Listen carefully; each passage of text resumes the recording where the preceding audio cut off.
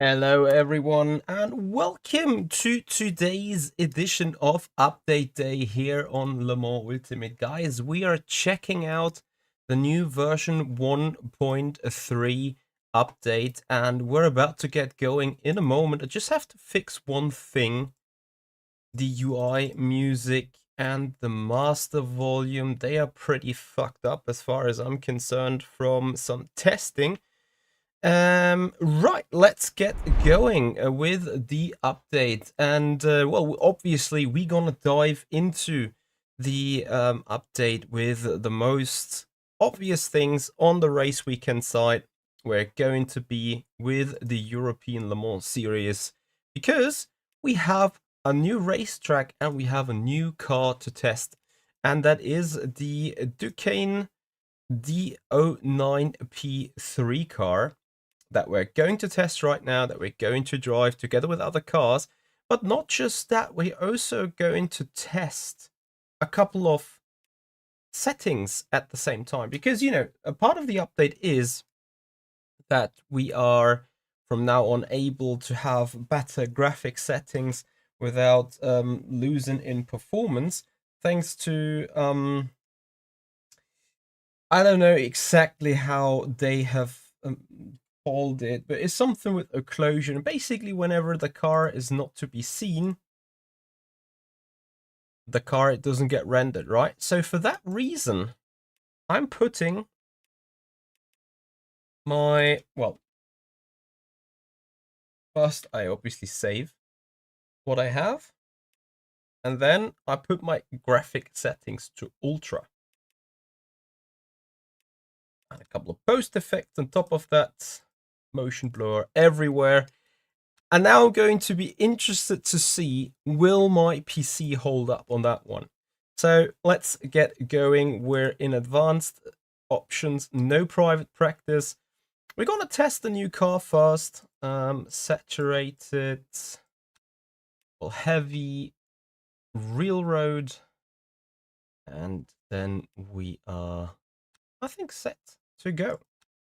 Right, at the same time, I'm trying to do some Instagram kind of things, because I want to get a story going. Let me quickly do that.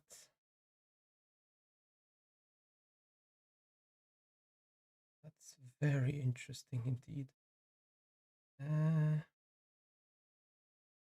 Oh yeah, look at this. First, this picture. Second, this picture. Third, that picture.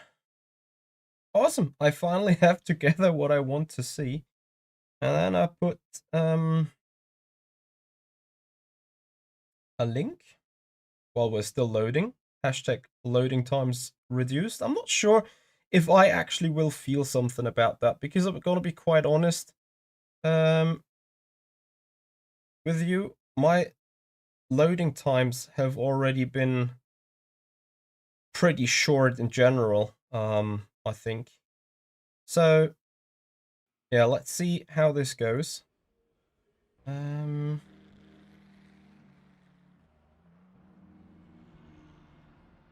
Let me quickly finish that. Yeah, sorry, I left work a little late this afternoon, so I have to quickly fix this right now.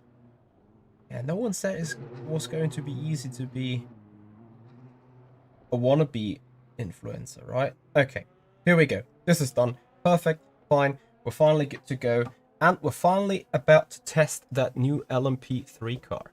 Redix, your game has been stuttering ever since the 2 updates ago. Well, I think you may have been not the only one, hence Studio 397 is presumably, well, not just only Studio 397, Motorsport Games respectively, is putting some more performance into this, hopefully. Right, something else that I am going to show you today is we're not only going to be driving this new LMP3 car, we're also going to have a new little gadget ready for us here. Of course, it just had to get broken again, but it will come up back in a moment. We're gonna have a tower. We're only gonna have a look at the LMP3 class because that's what we are driving in. And that's about it, guys. Welcome the new World Endurance Championship. Actually, with that little cars, I may as well just put it mixed. And we try to make ourselves into the top area. You need to make that really, really small in order to like get it all on one screen. So maybe they can work a little bit around it. But anyway, let's talk about driving. Let's talk about performances. And boy, oh boy, my FPS, as I'm moving the seat first, I have 75 FPS right now. I do not even know how well one can see that on the stream. Especially... let me quickly check something. Yeah, screen is correct. Okay, I just got bamboozled here for a moment. Speed Matteo, recently you browsed the RF2 content on my channel. Don't you miss the game? I actually do miss it to a certain extent, basically because I'm missing doing F1 kind of racing, and that is a big factor, really, why I miss R Factor 2. But I think it would be kind of a culture shock coming back on R Factor 2's tire slip slide physics, because those tire physics that we do have here on Le Mans Ultimate are just so much better. But let's not talk about R Factor 2, let's talk about Le Mans Ultimate and their latest update here, the latest addition, the last LMP3 to complete the ELMS grid. And we're gonna take all of the available LMP3s out just on standard setup and see how far they go. I should have probably put the track limits to non-static, to non-strict, to not get screwed over every now and then by just leaving the track a little bit. First thing that bugs me a little bit, and you guys can probably imagine that there is some kind of absolute favorite LMP3 car that I do have on the game. And it's the one with a rather centered, if not left-hand side drive. That's for sure. Anyway, first lap we go. 6th gear, going down the long main straight. Very long braking zone, actually, into the first chicane. Tyre is obviously at 38 degrees, so anything else but ready. And about the track, I mean, what do I have to say? It is the beloved quality of motorsport games, Studio 397 tracks, fully laser scanned, really, really good textures. You feel exactly like being on that specific racetrack. It looks exactly like what we know from the onboards when watching F1 or even when watching ELMS. Oof. LMP2 cars around us. Something feels a bit off with my field of view, like those LMP2 cars, they feel slim to me. But maybe it's just the... Is it a weird setting? Let me quickly check that. Because this is a different branch, obviously. Steering wheel, vertical field of view. No, that's correct. That is correct. Well, I guess let's keep going.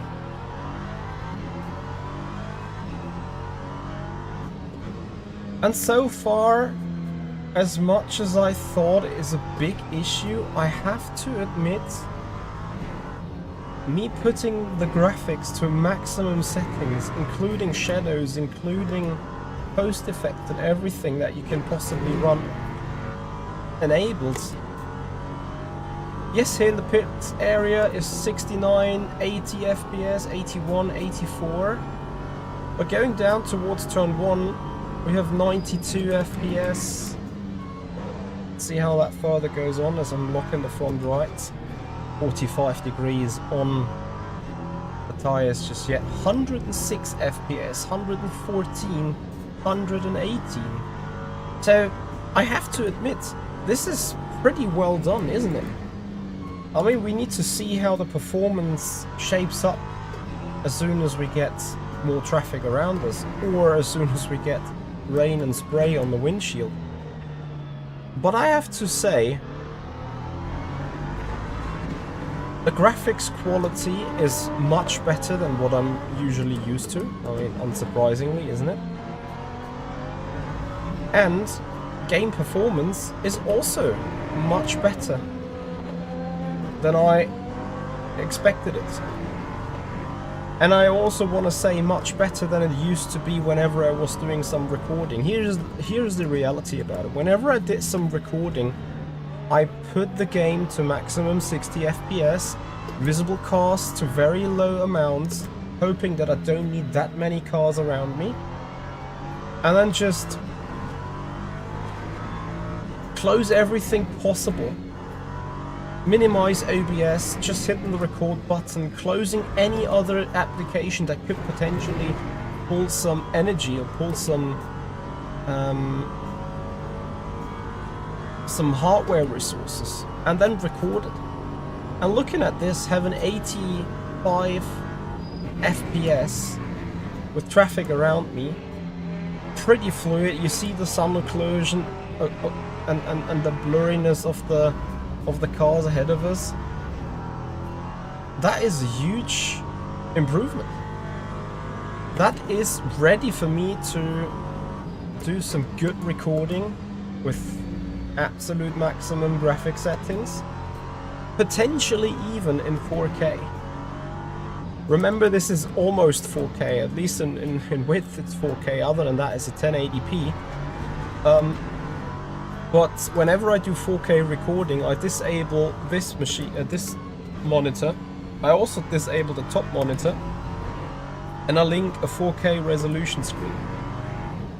And that should give me roughly the same performance as it is right now.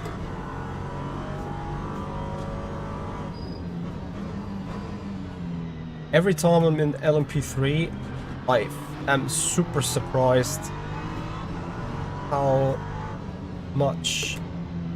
little speed difference there is between LMP3 and GT3s. It's mind-blowing. Alright, in the meanwhile, tires are somewhat coming up. 70 degrees on the left. Time to push this car. Time to try and get a little bit of a clean lap in. Hey Marco. I'm doing great. How about you? Good guy, Royale. We are running... Sorry, Rogal. We are running an NVIDIA 3080 RTX. Okay, I have to be sorry. I need to quickly reload into that session because I'm getting annoyed by this strict track limits. You know, Barcelona is one of those very much forgiving track limit racetracks where you can easily run wide every now and then and like get away with. So difficulty, put that to, where is it? Advanced default. There we go. Sessions, heavy, and off we go again.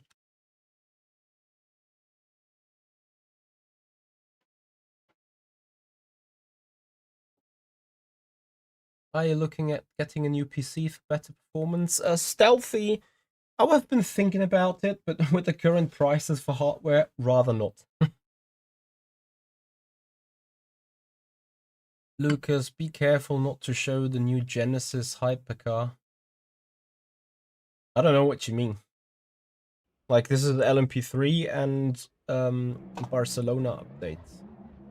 I don't think they ever mentioned the Genesis Hypercar, did they?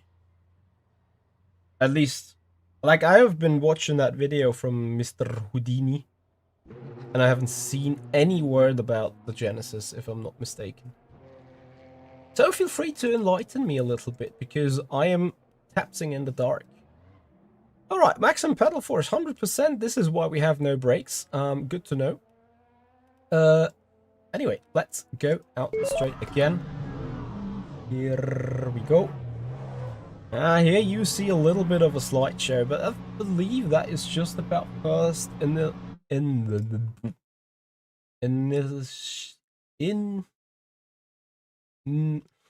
I can't spell the word. Initialize. I can't spell it. To initialize, initialization. Is that the word I'm looking for? Initialization? Fuck me. Excuse the language. Initialization. Yeah, thank you so much. Marco, thank you so much. Hey, Edders. The Genesis was at the end at Imola.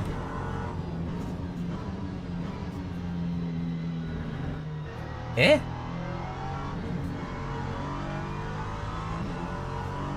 You mean in that video?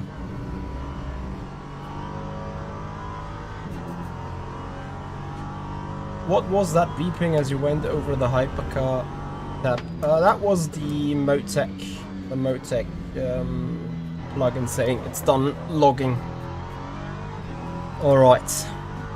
Let's try again. Let's focus a bit more on the driving aspect. I've already said this.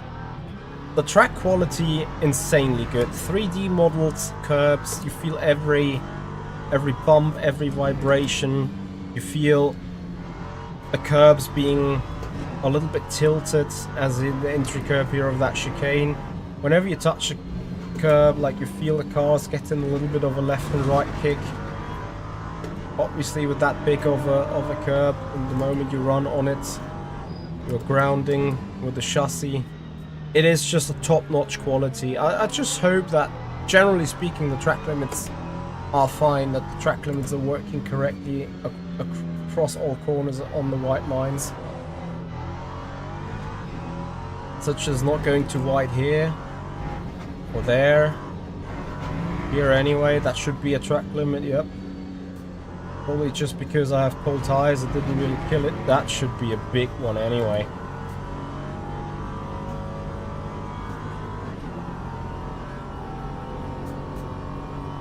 It's either for Dark Horse, Garage 56 or Genesis.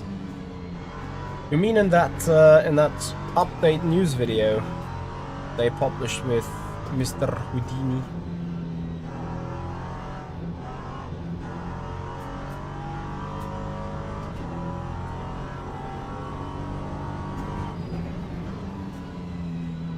You guys are getting me curious. I need to look this up now. I need to look this up. Okay, so LMS Ultimate webpage, the news, the updates. Right. So you guys done a good job, didn't you? Like, you got me to the point where I'm curious about this.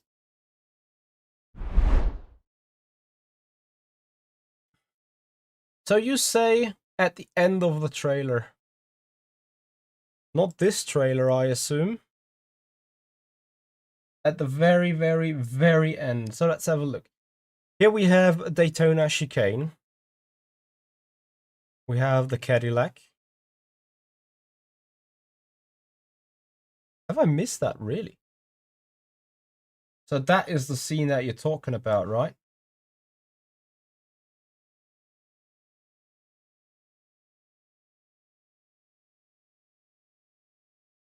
Oh, that is Barcelona LMP2 in the background. Barcelona LMP2 and LMP3 ELMS content and stuff.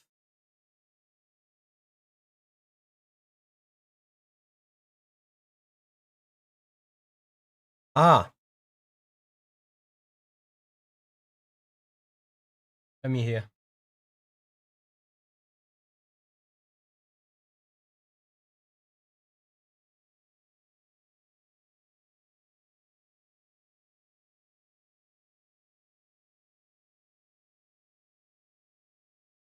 Mm-hmm.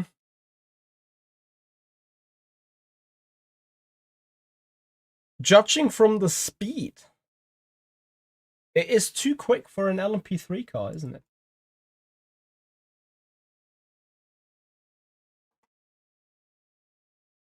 And it sounds pretty much like a hypercar engine indeed. Benjamin Hooper, thank you so much for your follow just a moment ago. Much appreciated.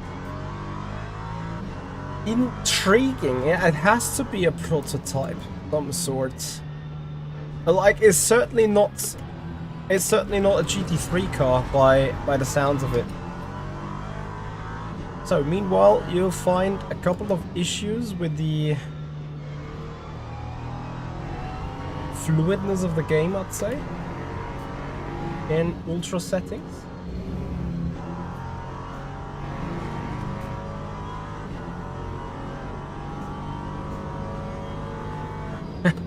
Lucas, then you know more than me. I mean, you guys see by the looks of it, I even haven't had an idea. Like, I didn't even catch it in the end. Because I'll be quite honest, the moment they be like, Houdini was like, yeah, let's see what the future holds up, and he got like out of the picture, I was like, okay, that's done, that's the video shown. I didn't even listen that carefully to that engine sound.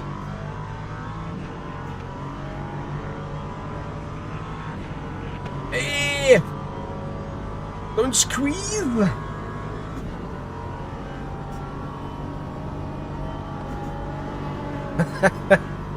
Yeah, okay. You guys wouldn't trust me anyway. If I said I drove the car and it's a magnificent car, you wouldn't believe it either. Because how should I know?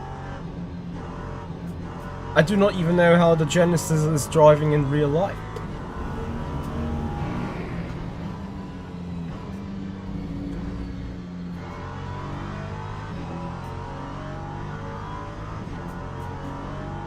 But you know what, guys? In case you are right, the Genesis is indeed not just being announced next week because of one of those Easter eggs, but actually being released in the game, which would be a surprise to me because, you know, usually those kind of information gets leaked around it. It was like a badly kept secret that we receive Barcelona in this LMP3 car that I'm driving just right now. We would have heard, you know. We would have seen some signs. Well, some of you would say looking at that video is the sign, but you guys know what I'm talking about, right? But let's see. Update 8 is tomorrow. And tomorrow evening, by the time the Steam branch updates, everyone will be going like WEC Series 2025 and put, where is the Genesis? And that in itself will not be working because the Genesis should be a 2026 car, right?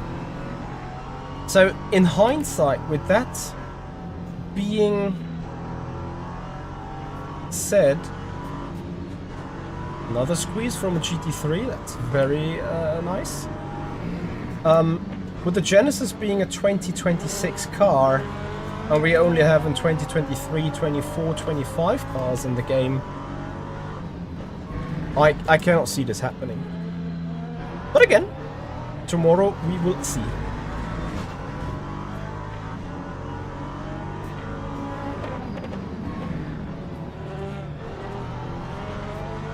So LMP3 merchants trying to navigate around the GT3s and at the same time dodging the LMPs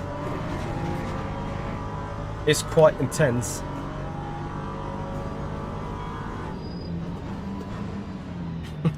Dodging or diving? I don't know. Wait. Ow. Sorry about that.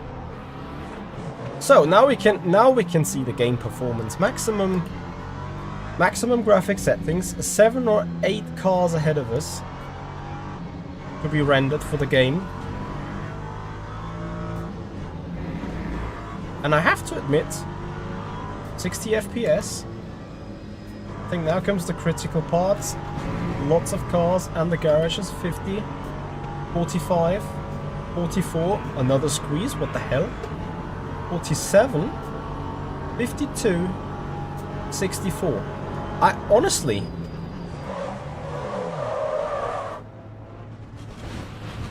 Skill issue. Honestly, that is some pretty impressive performance for running maximum... graphic settings, no?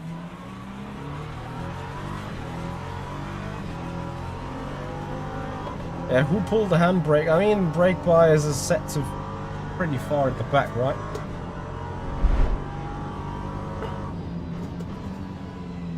All right. Anyway, back to the screen.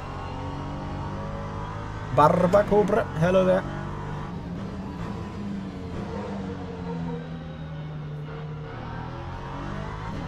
So you're already playing 1.3, you know, Genesis isn't there, absolutely.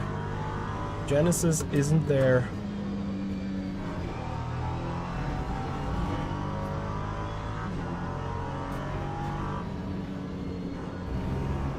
Alright, can we actually do a lap? I'm afraid I need to turn off the AI to an extent, because I want to obviously sort of test those LMP3s against each other in terms of pace and performance.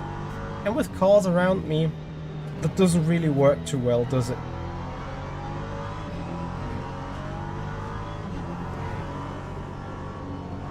I'm looking forward to racing the ELMS LMP2 around here. I want to see how many corners are literally flat out.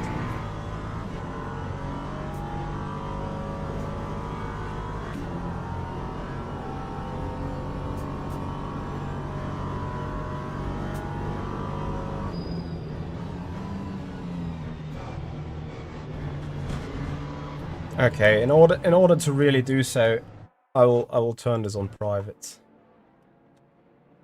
You know, that's the thing.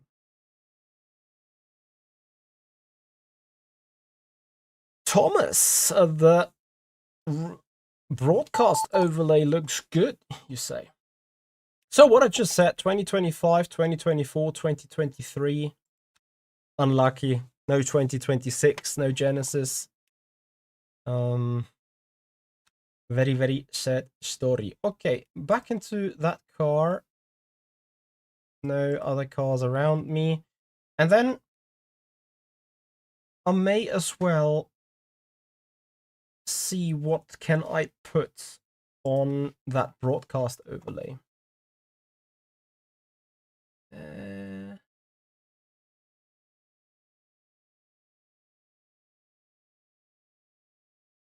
Baba Cobra, what the fuck? What's that? The patch notes seems like Genesis is in there, or at least the hypercar that is new.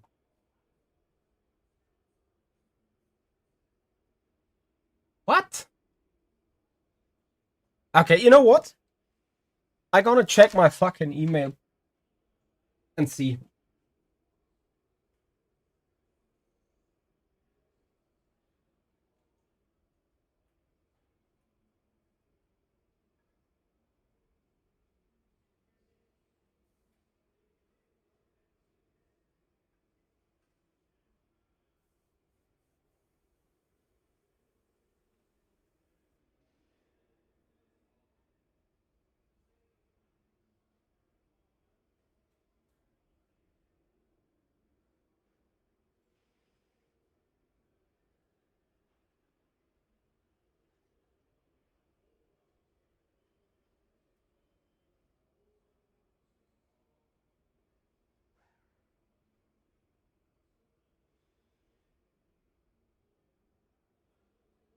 Mm-hmm.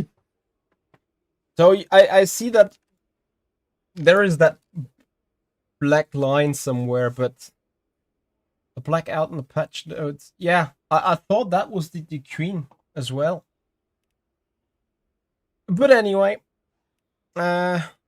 moving on in our testing slope here. Each LMP3 car gets up to 10 laps from me. And then we check which feels best, which is the fastest.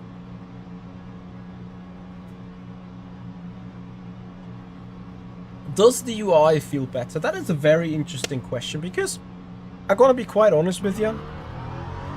To me, the UI has never been a real issue of some sort. Like, I didn't have a big deal with a little bit longer waiting times or like transmissions or something.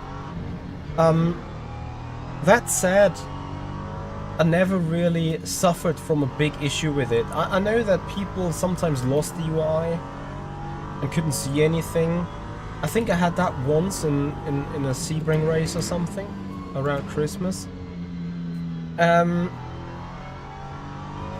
I never really had a big issue with the UI, but I do know that a lot of people had huge issues with it. So it being changed and being reworked is, I think, a logical step. But so far I haven't really noticed a huge difference. And I think it is going to be the edge user cases where we're going to see a couple of differences. Or a couple of stability improvements. Let's see about that.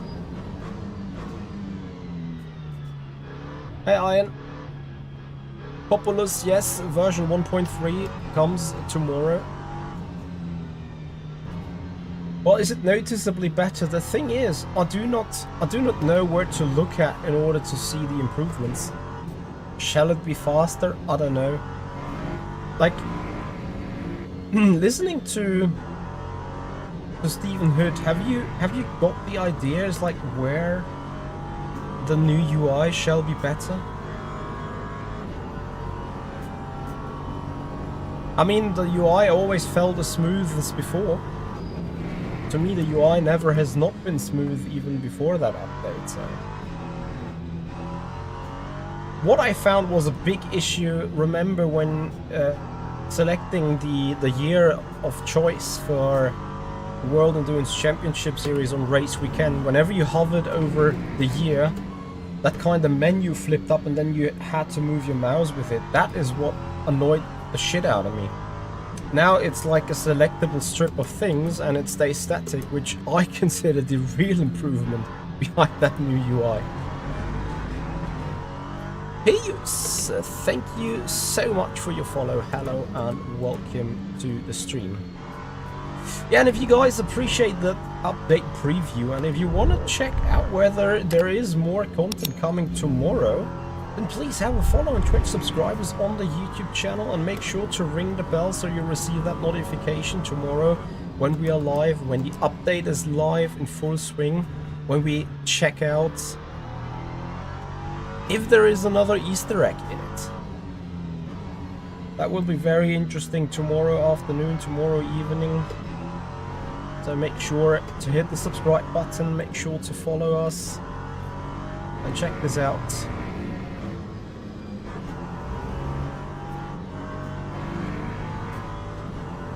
Will there be a safety car or VSC? I'm pressing the pause button real quick for this because there could be evidence, and I'm showing some evidence. I am showing some evidence with that tower, with that green flag. Let me just move that a little bit because I can bring this up elsewhere now. Put it over here for the moment. Even here.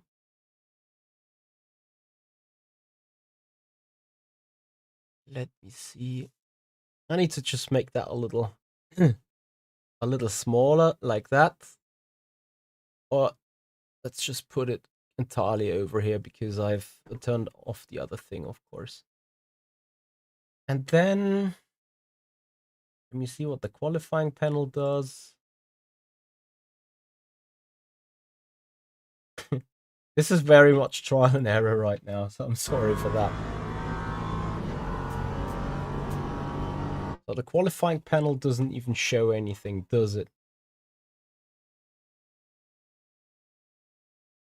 Driver stats ID. Event panel. The event panel shows something up. Driver ID panel. Can't see anything. Comparison panel. Well, hard to compare one with one, right? Car ID panel. Not sure. Do I need to be active in the game? I doubt it. Anyway, what I wanted to show though, there is a button for this. So you see there is a full course yellow, and there is a button for this, which is a safety car. So I would assume you don't put that into your game overlay. And again, I'm assuming. But you won't put that into your game overlay if you don't intend bringing it. Whether that is full course yellow or whether that is the safety car. Checkered flag is also in it. Looks weird. Red flag is in it. Looks right. Green flag is what we're looking at, or what we want to see. There you go. Kenji, the camera is not misplaced. We're just having a good A-soilus that we're looking on the right.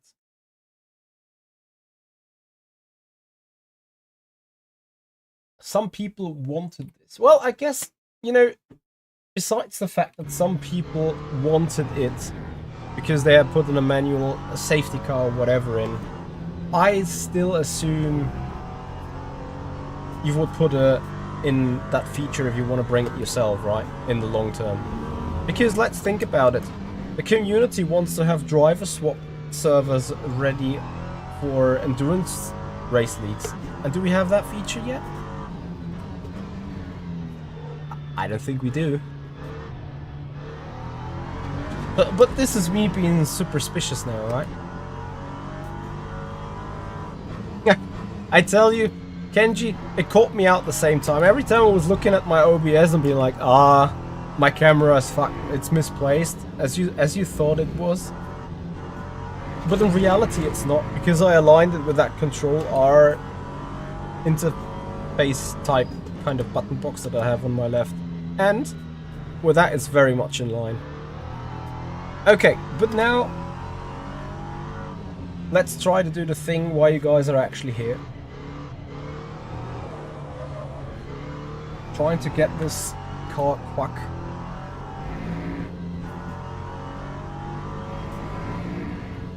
Populous, yes, this is the media version of the game. Yoko! Did I try Hypercars on Barcelona? No, I did not yet, but as you can see on El Plan, it is on the list. We're focusing right now on the LMP3s, then we're gonna take out the LMP2 ELMS car.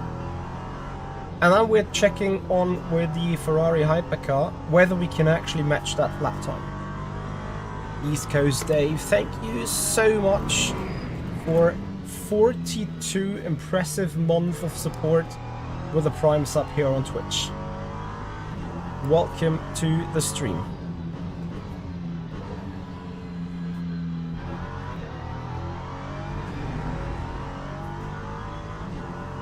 So tires are coming up to temperature still. And left hand side corners are really rare around Barcelona, so I suspect right hand side tire, especially on the front, is going to be a real temperature issue. Peyus, I am from Germany.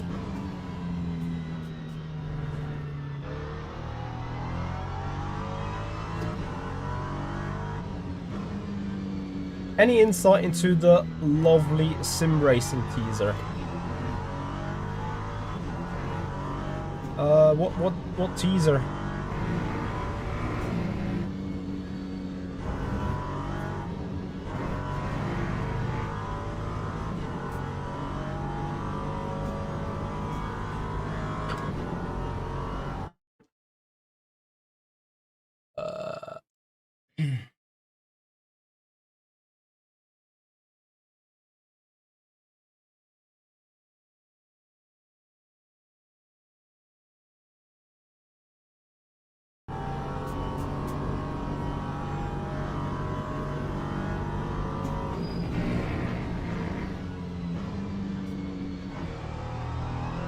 It would be so great if I would finally hit turn 1 apex right. But not gonna lie, I have a huge issue with that A-pillar hiding half of the track.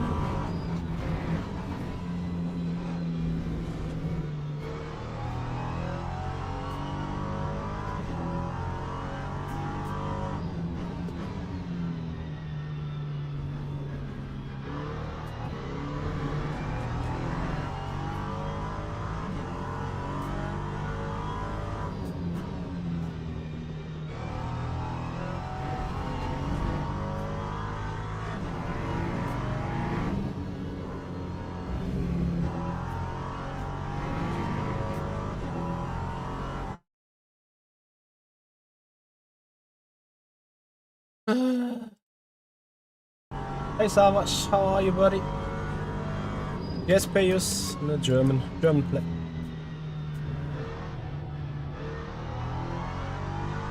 That X thing has to be Hockenheim. It's the only track that exactly matches 39X. 39X? Eh?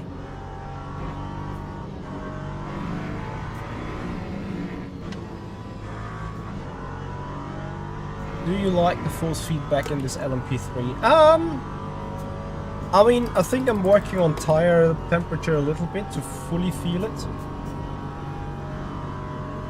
But honestly, I think it's pretty talkative. It rumbles and vibrates when I start to really oversteer, so here it's still fine. Now it starts vibrating, and now it really vibrates, so I feel a little bit of enhancement there. Whether that is just placebo again or not, I think we will see latest when I'm on the hypercar.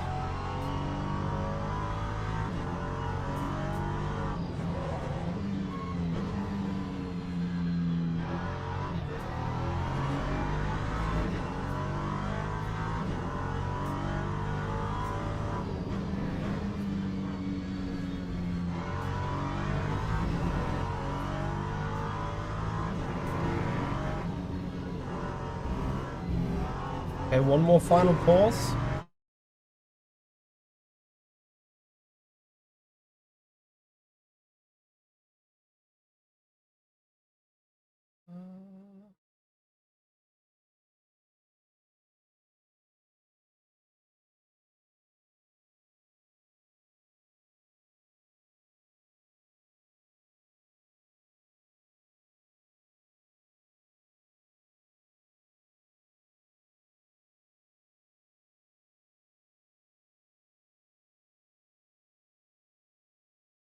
Hockenheimring, Baden-Württemberg, 39 digits. So, Q-Prick, about that force feedback setting. Controls, force feedback. How about I turn them on? That is a very good call, actually. So we put on engine force feedback and additional force feedback. I do not see the Vipro tactiles, but I assume that the Vipro tactiles have been translated into both of these, right? Steering wheel range from vehicle, out to reverse, no. Advanced wheel tweaks. Interaction. Car controls. No, I think it should all be in there. Let's see how that feels.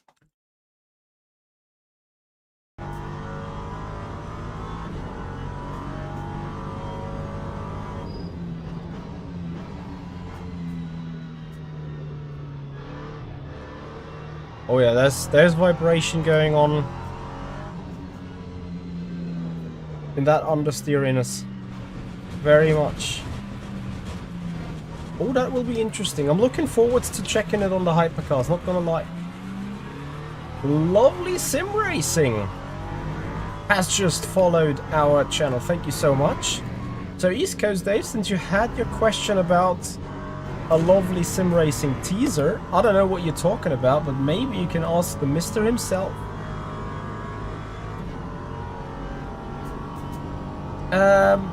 Bus Größe, yes, I do believe that vibroprojectile possibilities on the FFB. We should be able to feel something in those active pedals of SimuCube 1. Can you play this on G29? Yes, you can. Is your G29 using True Force technology on the FFB? Then this update is going to be specifically for you. What's the new thing, lovely sim racing? Well, East Coast Dave, let me first know what you like. What are you on about? What have you seen? Because I'm obviously lovely sim racing is my partner, and I don't know anything about what you're trying to tease here. So maybe I need to talk to lovely sim racing, telling me what's going on, or I need you to tell us what's going on. Either way, I'm curious now. Lovely sim racing. I will come back on that. I will come back on that. We will not divulge. Yeah, reasonably. I don't know if there is anything to share. No, you release a new sim racing game. What the fuck? So after lovely sim racing dashboard, lovely sim racing gaming, the more awesome.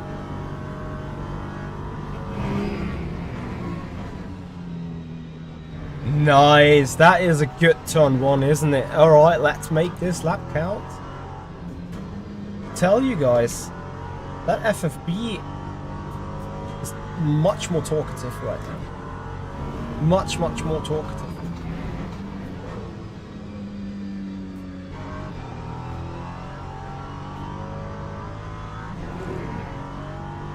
The less you drive the car on the limit, the less vibration are going on in your steering wheel. So, whenever the steering wheel starts shaking and vibrating,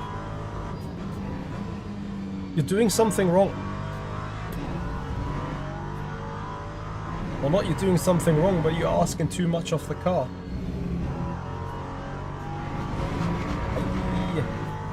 No, don't off-track me for that. Damn it. So as long as I turn in like this, it's fine. If I'm like that, it's vibrating. But maybe I should also turn off the engine vibration effects, right?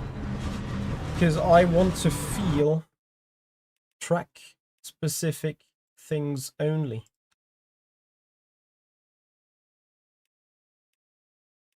Let me see. He put on like a 30-second trailer for some new feature. Looks like a race engineer or something. East Coast Dave, who did that? Exactly. Like MD says, speak or ban. Some people say it's hard to play on G29, the wheel is too loud. I mean, the wheel in itself could be too loud in the first place.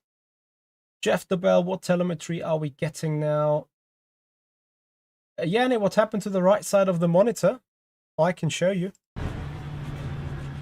It got blocked by a freaking A-pillar of that LMP3 Duqueine. Anyway, I'm trying to... Isn't that a beautiful exit for not seeing where the corner is ending? Let's finally try and get a lap in. Goodness me.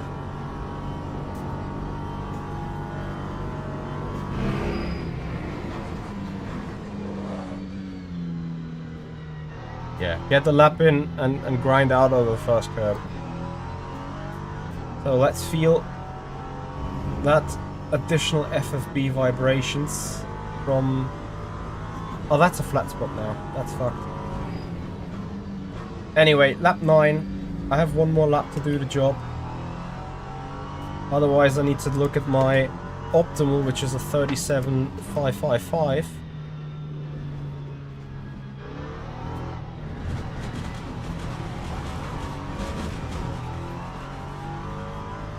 Racing is teamwork is the title.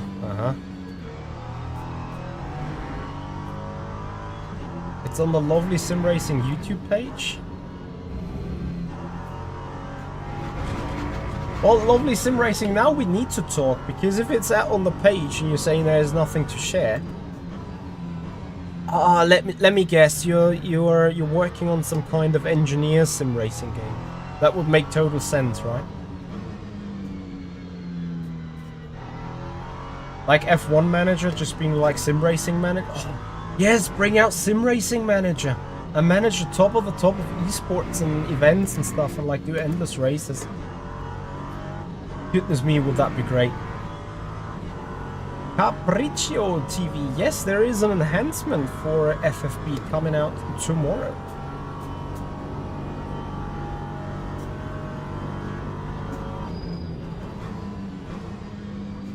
Okay, turn 1 is hit. That was good as well. A little bit of an opener for turn 3. Come on, rotate. Oh, just about staying on the track. Oh, no. Thank you very much for the follow. Welcome to the stream. That turn 4 looks good. Oh, just on the edge. This one is a really interesting. I feel like you want to hit the apex super late on the exit in order to carry maximum speed down the hill. Ah, that was a lockup. Just about going over the anti-cut. This is certainly a late apex corner. Otherwise it'll just wash white. Hello, stranger. Are we talking to Alex Hobbs?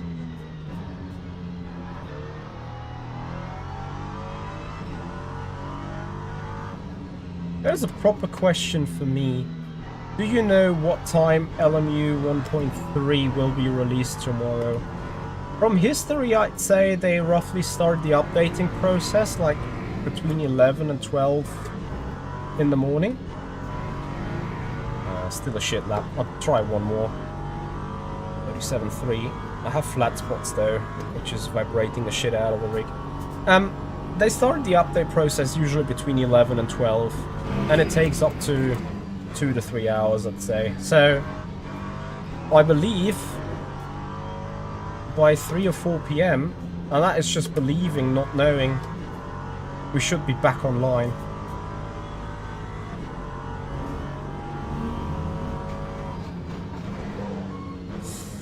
Oh, too hot into 4.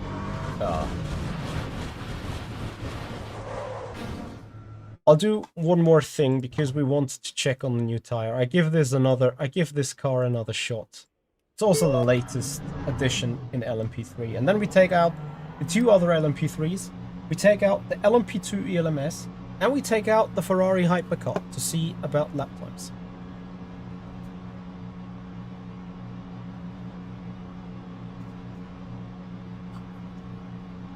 And I'll try to speed up that process a bit now. I promise. So, I have removed the engine FFB effects. Only the additional FFB effects now online on the steering wheel. And yeah, from a low feel in FFB on cold tires, no vibration, no vibration, no vibration, and that is, not sure if you can see it, but that is vibrating quite, not heavily. Heavily is the wrong word. Intensely is also the wrong word. It vibrates with a good amount of dampening, but it gives you, you know, like in an airplane, when you get a stall warning and you get the so-called stick shaker. It feels like that. It feels like you know, you get the sense of feeling of like, something's wrong. I'm trying to ask something from the car that it's not able to give to me.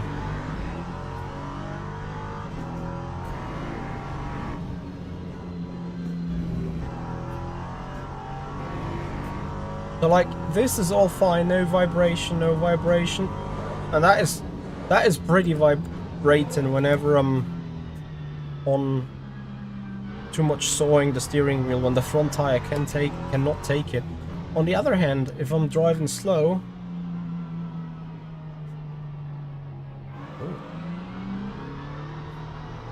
oh yeah, when you have understeer, the steering wheel suddenly feels lightweight.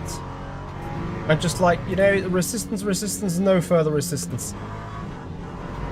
So it communicates about understeer on the front. Pretty well nice. Mr. Blinklin, is it true the LMP2 is faster than the hypercars here? We're about to find out. We're gonna test all the 3 available LMP3s to check out which one feels best and goes fastest in stock configuration around the Barcelona racetrack. Then we're taking out the LMP2 ELMS. And then we're taking out the Ferrari Hypercar and see what the lap times will say. So, tire temperatures, where are you, my friends?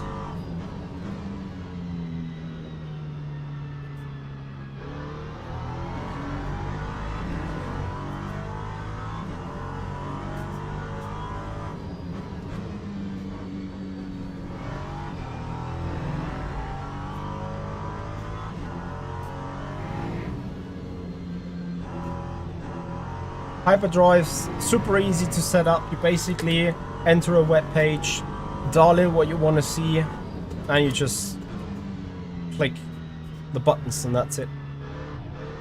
It is all brought within the game. All you need to access is a web page displaying a localhost page. And then you just click, you want to see the tower, you want to see green flag, you want to see the category, and that's it. Obviously you need to access it with a browser source to see it in the end. But it is really, really easy. Alright, let's go.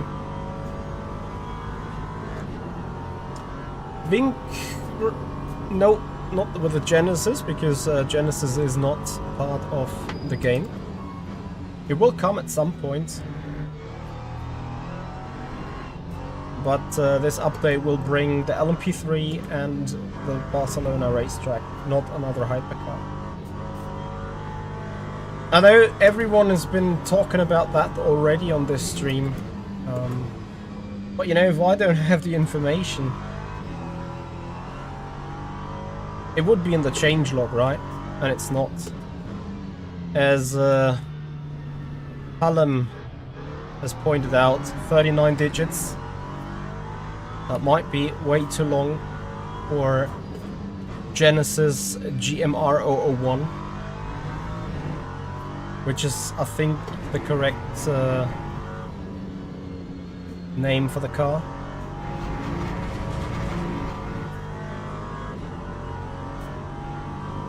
Can you set up the broadcast overlay in game or game files? No, you don't need to do that. I can show you real quick what it is. So you go broadcast overlay. Ah, damn it. Cool. Come on. There we go. This is everything you need. Oops. So you go onto localhost 639 overlay / control panel / .html. And then you just click, I want to see tower, I want to see green flag, I want to see red flag. Obviously you can't see what I'm clicking right now, but you know, you want to see full course yellow safety car. And then you just go, instead of overlays, go overlay / instead of overlays control panel, you go overlays overlay, and here you see it. Yeah, so we now have green flag. Yeah, we can put red flag and then it's red. We can put safety car and then we have safety car. That's all you need. That's as simple as that.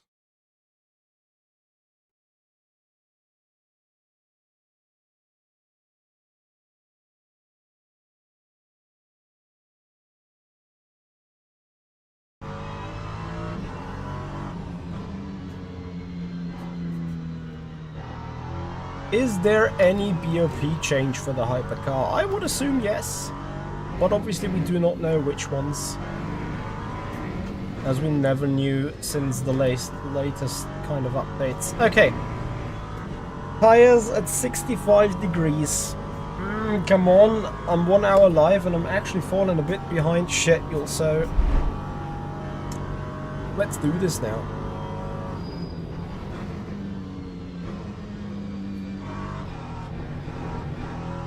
Overshooting turn 1 has never been a good idea, has it? That is good exits, taking all the speed.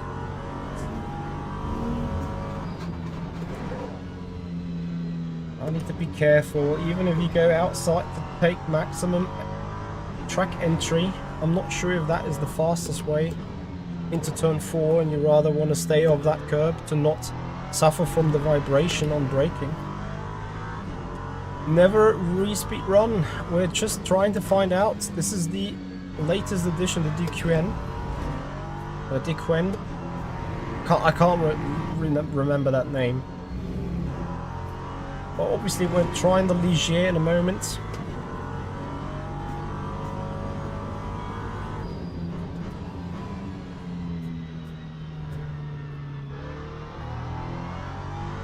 So we're 2/10 off our pace. I do still believe the tire is not yet 100% temperature, sadly.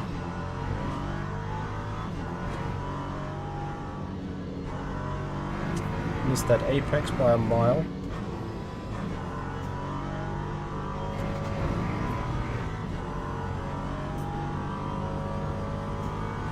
I think I saw the pop list in the page. Which page? Feel free to tell us.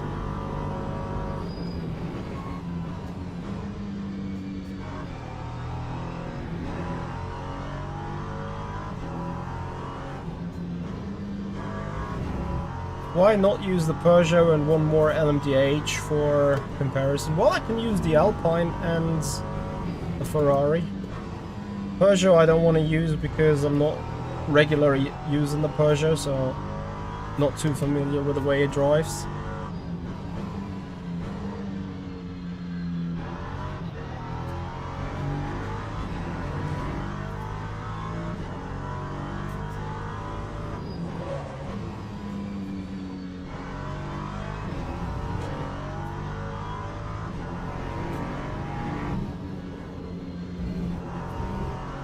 Oh, nicely sweeping around that curb. There is the page. Okay, let's have a look into the changelog then. Or the BOP. We're gonna have a look into the changelog for the BOP when we are loading the next car. Speed these things up a little bit.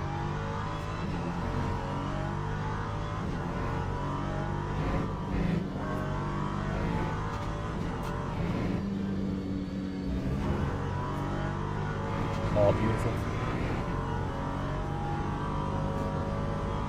I can take the Cadillac. That helps.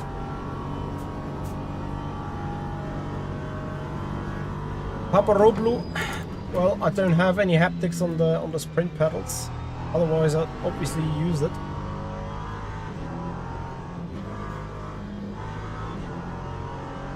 That is the final blow. Oh, track limits. And invalidated and Spinala anyway. Okay, we take this. 36.911 with a 36.639 as a potential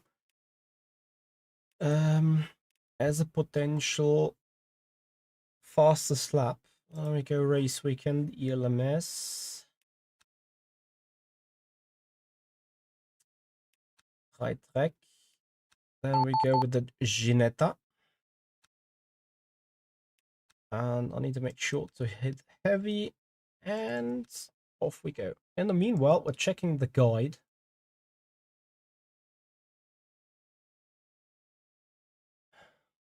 So here comes the change lock then.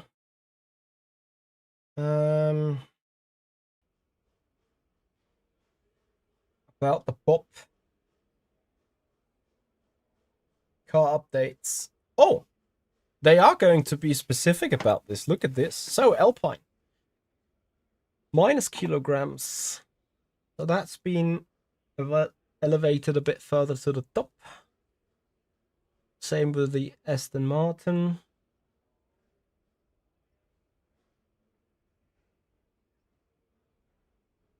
I thought they're not going to go specific about it.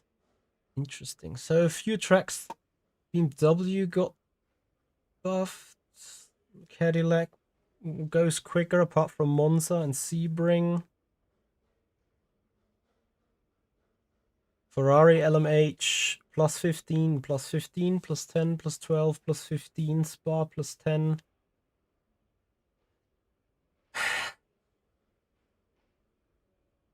Nice. Should have picked a different car for VMS then.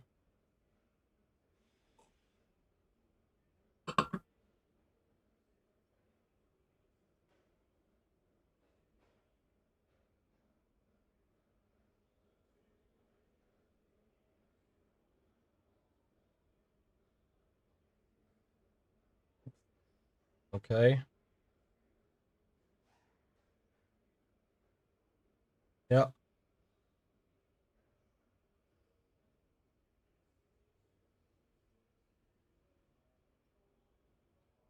Toyota actually stays where it is, plus minus. I don't know anything about the GT3 cars, but yeah, let's see.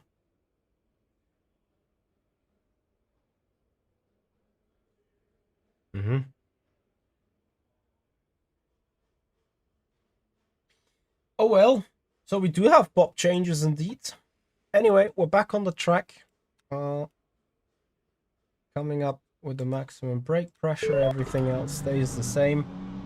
And I think it's the Ginetta LMP3 car that is my favorite in terms of sitting position, because as you can see, is more to the center / left hand side drive. As a German, that will feel much more natural. But let's see how quick the car goes.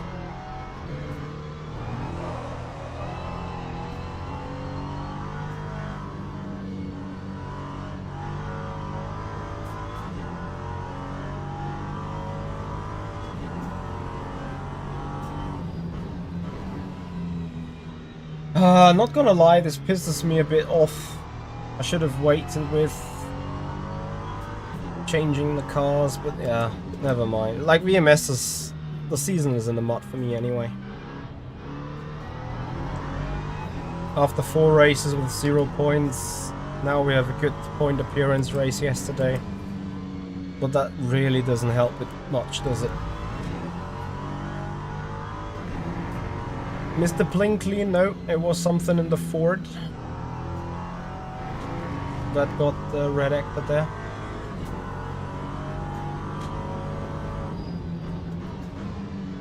The question is how much 15 kilograms will do. Probably it will be 2 or 3 tenths everywhere.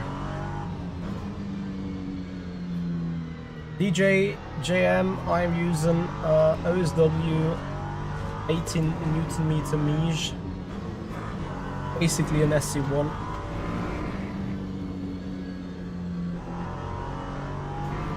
Not gonna lie, that Ginetta feels a lot more active, a lot more grippy at the front.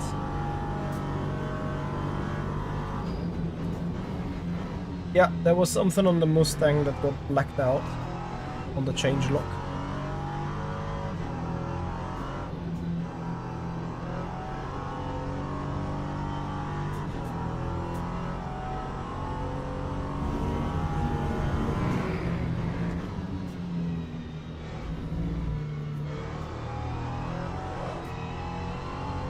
you prefer driving in the right-hand side of the cockpit despite driving. Why do you prefer that? To me, it just feels unnatural.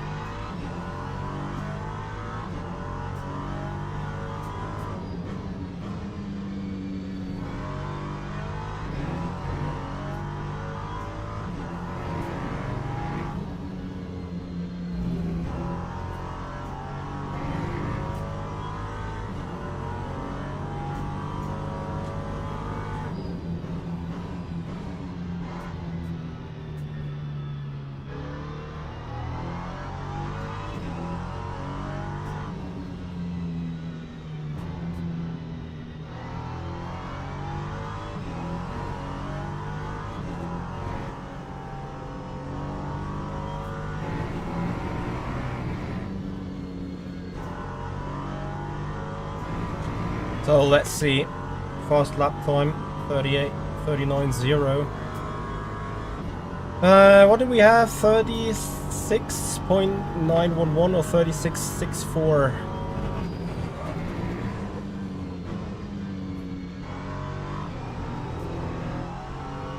Those FFB enhancements are just great.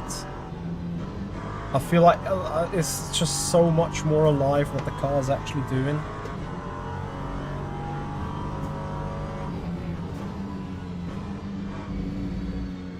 So I'm surprised, this car feels like it goes a second quicker in stock configuration than the Duqueine.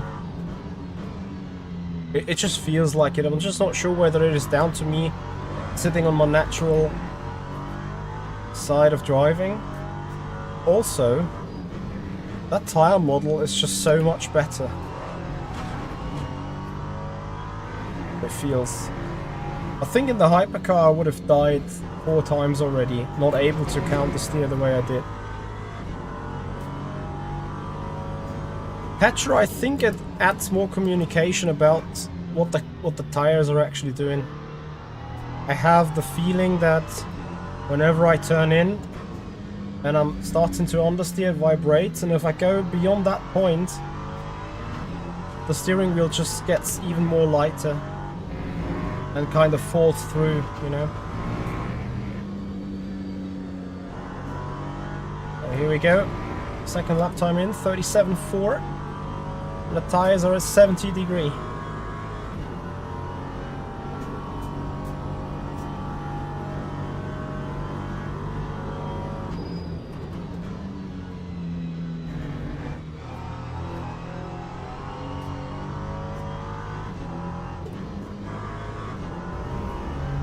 Wow, that car rotates a lot more over the rears.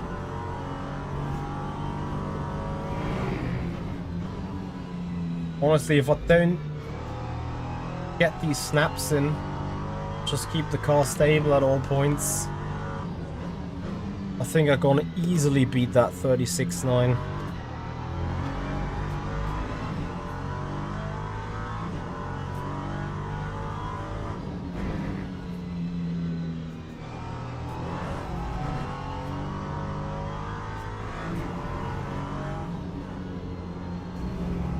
What?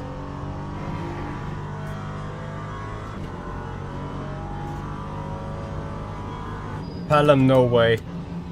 Send me that clip.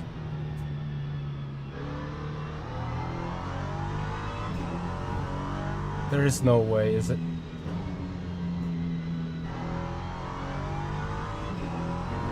Just saw Reddit, but someone's gonna be in trouble if that's the case. I mean, as you can imagine, I'm doing this because I received an email too.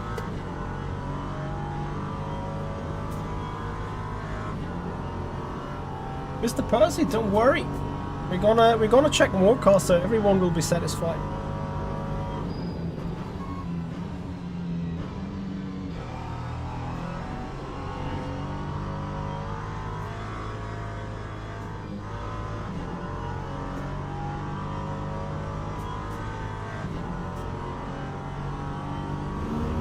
The UI change won't help on the actual game performance when driving, but there was big issues with the UI and it being slow and a lot of loading times when being as a spectator in the session. which I think is the effect that got tackled with this update.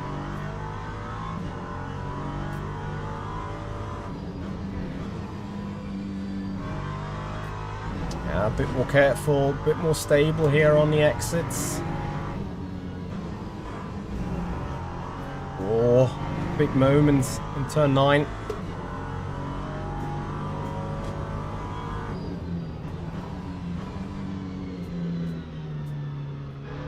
A bit more tight, direct gain of time. Palom, please don't send on this chat if there is a leak. I don't want to be affiliated or associated with that.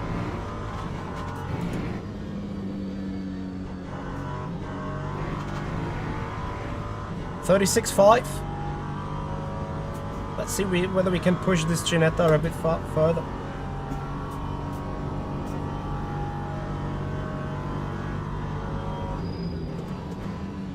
I hear you about the sadness with the LMP3 because honestly, every time I drove this car class on any stream or previous stream that I did, I really loved it.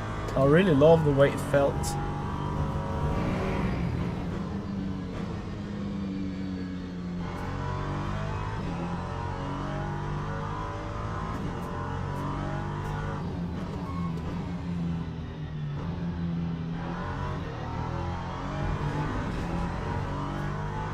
We need a free LMP3 in the future.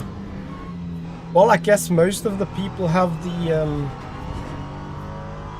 RF, not the RF, the LMU Pro subscription anyway, no?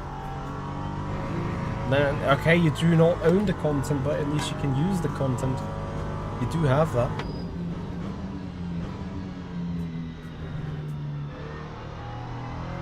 Going a bit too wide on that exit again. This car feels good. It just out of the box rotates a lot more than the Duqueine. I keep calling it Duqueine, I hope it's not wrong. The Duqueine are a bit too wide, it's gonna be track limits, but 36.1. I'm gonna take that as a comparison and say it is roughly out of the box half a second quicker. Not half a second. 3/4 of a second than the Duqueine. Alright, one more car to go before we jump into the LMP2. Another ELMS series with the Trek and the Ligier JSP. I'm not too picky on liveries. Anyway, here we go. Sessions, heavy. Yep. At that moment, I wonder whether I have been on heavy on first car. Anyway, quick pee break. Be right back.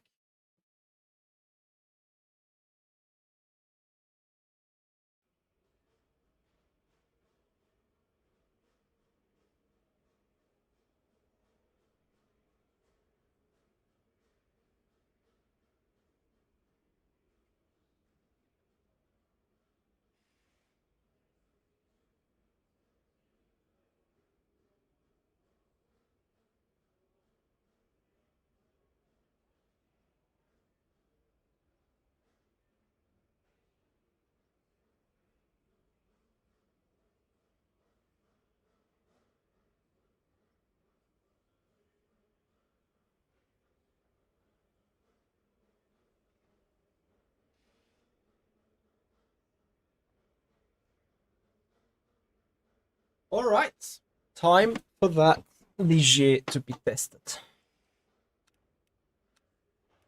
and popped.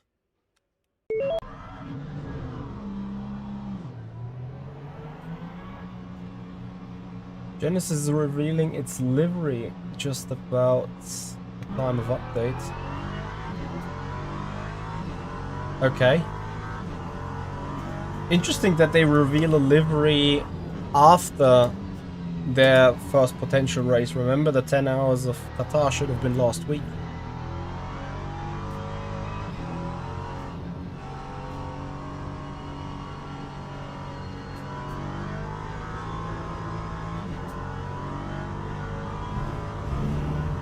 MD. LMU posted a very interesting story on Instagram. What does it say?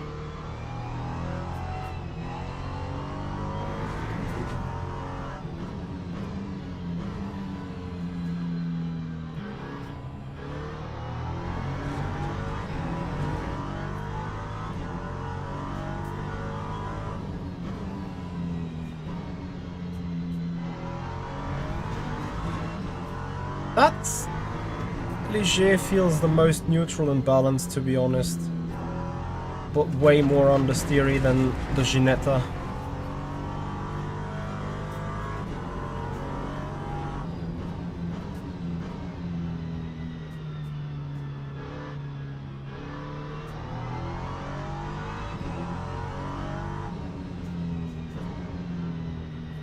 They reposted the Genesis story with eyes emoji. Well, so arguably the hints are closing in on the Genesis being just around the corner. But then again, the more Ultimate is obviously also just promoting WEC. So it makes sense that they are reposting the stuff of the official teams. I mean, let's be honest. It is probably very likely that the Genesis is coming at some point this year, because it makes total sense. And at some point they will add the 2026 liveries like they did with 24 and 25. So I don't think it would be surprising to see the Genesis, but you know, at the same time it's kind of a big deal, so I wouldn't expect it to just, you know, be randomly dropped and be like, oh, we didn't even talk about it, because why would they do that? So this Ligier feels lazy AF.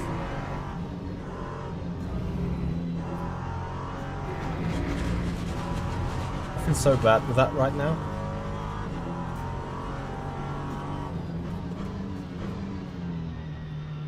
Yo, Jack.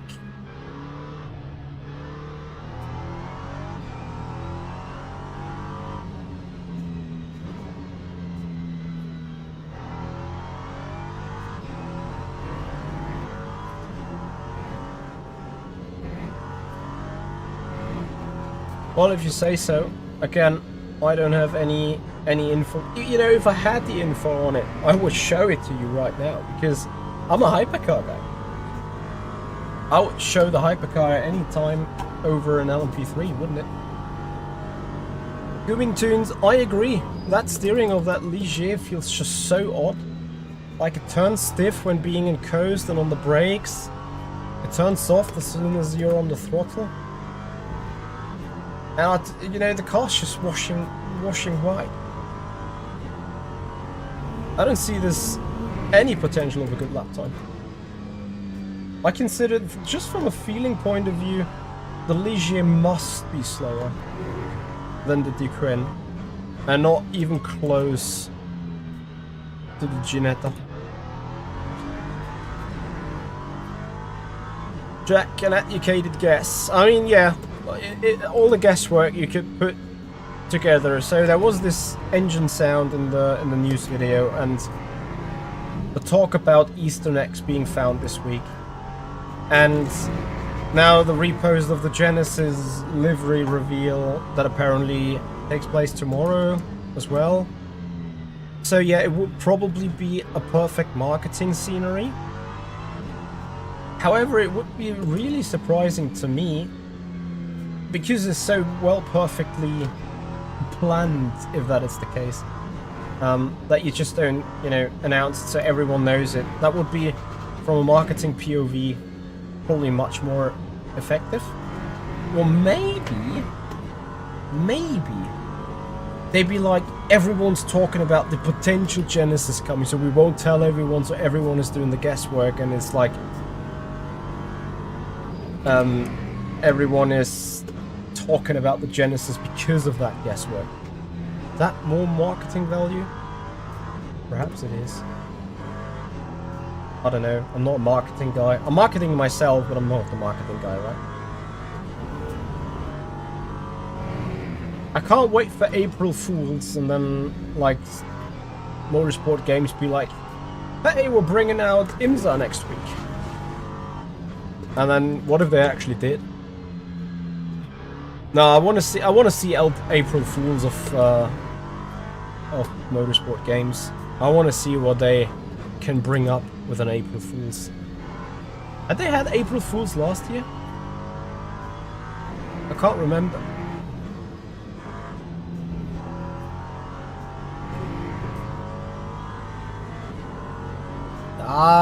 If Wednesday was update day, then I could consider it being an April Fool's, yeah.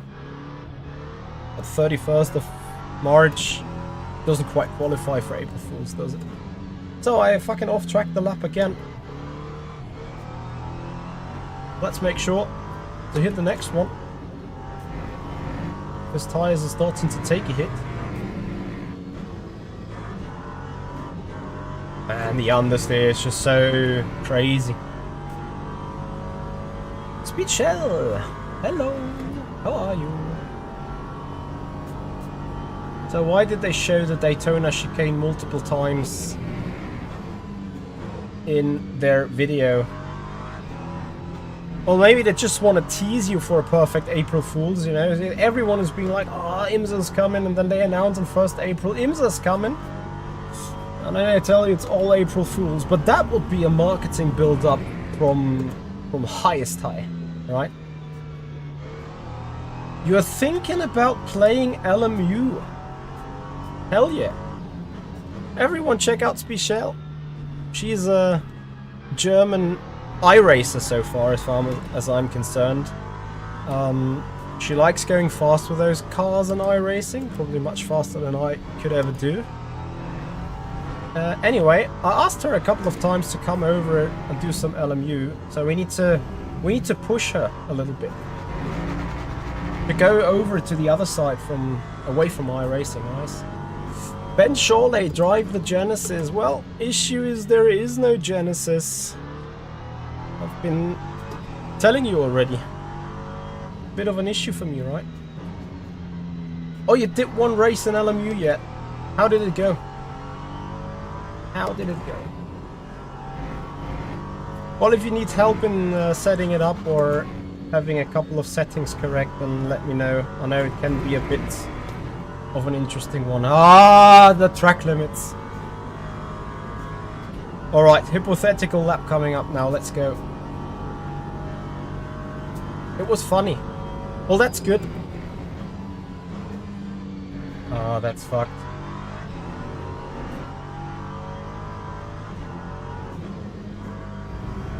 I can't know.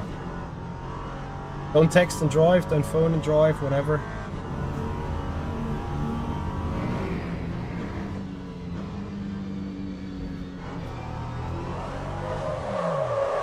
It was a cut lap anyway, but it didn't need to be a Spinella lap.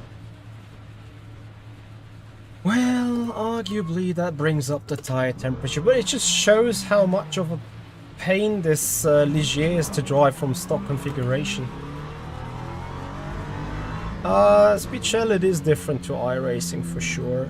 However, I think on the GT3 side of things, with the new tire model that we have on Le Mans Ultimate, it went much more to the iRacing direction rather than staying on the R Factor 2 naturals, I'd say.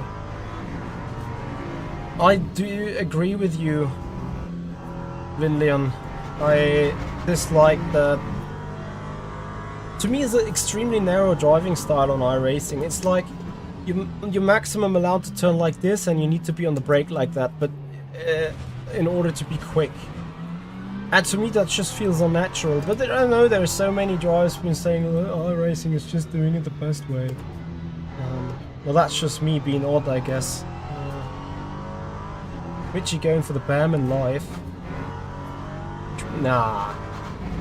That Bearman crash was horrible. So horrible to see. Is the camera misaligned or something? Part of the screen is missing. Yes, we're sitting in the right-hand side drive car. Hence we can't see the right-hand side of the screen because it's blocked. by a massive A-pillar. Alright, enough of talking, time for racing. Let's get this fast lap in. Let me finally have a comparison between all those LMP3s. Hey Darren, did they change something on a GT3 tire? I don't think so necessarily.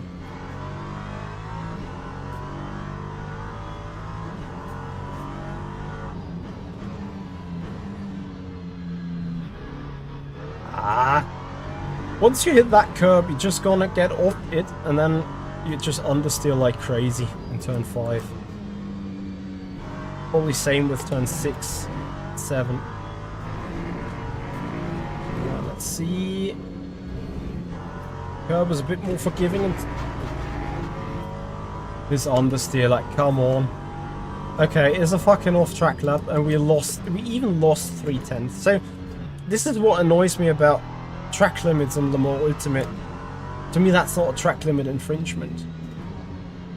To me, you're just going super slow with this.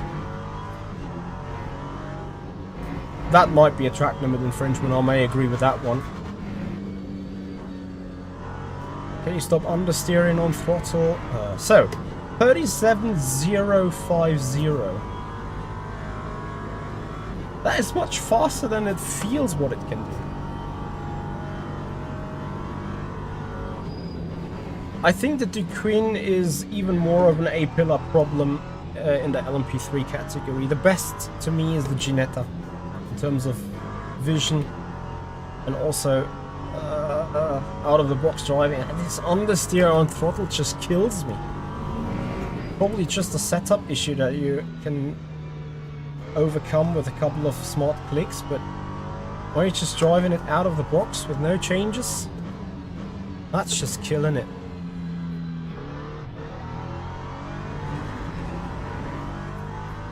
So, can we stay on track, please, on the exit of turn 9? That would be just so great. Proper late apex hits. Oh, no understeer off. Crazy. But I came in like 3/10 short already. Right? So I think last time I left the curb with 8/10 or so up on my own. In low speed, the car over-rotates dramatically from its rear. And then anything in 3rd or 4th gear corner exit, it just painfully understeers. 137.1. I'll leave it with that.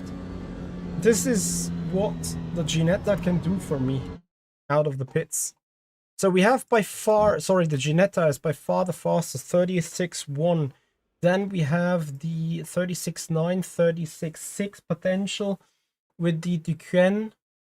Is it called Duqueine? Duqueine. Yeah, I think by the looks of it, it's called Duqueine. And then the Ligier, 37.1, maybe 39, 36.9, just about. But to me, even the Duqueine has the better potential. Anyway, damn it, I was right, obviously. Time for the ELMS LMP2. Duqueine, what percentage of the new FFB are we running with now? I am running... Don't we have a nice MH10 livery with this one? Probably we don't, because testing...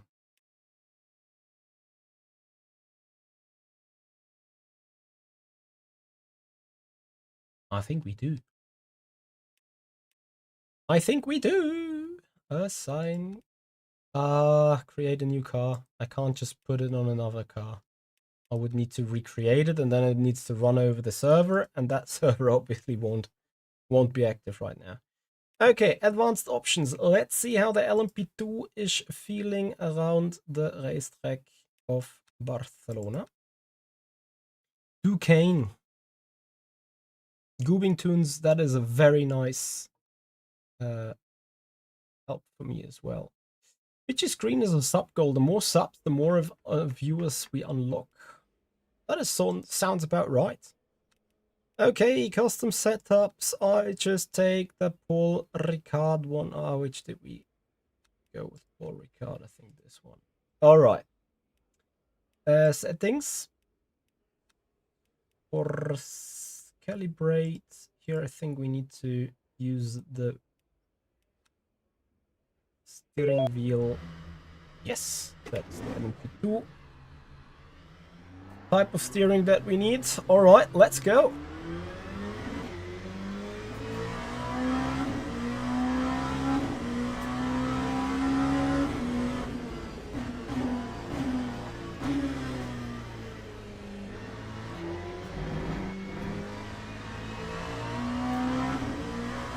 Thoughts, everyone? What lap times will this car do? 30s? 31s?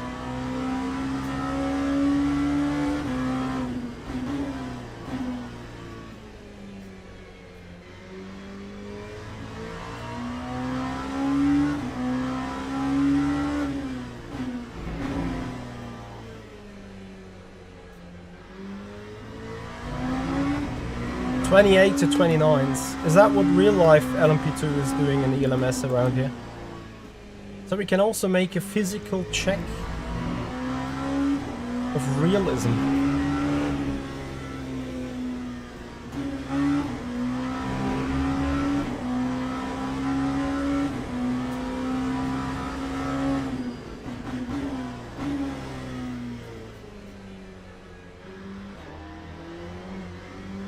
So guys, let's get your votes in. What can this car do?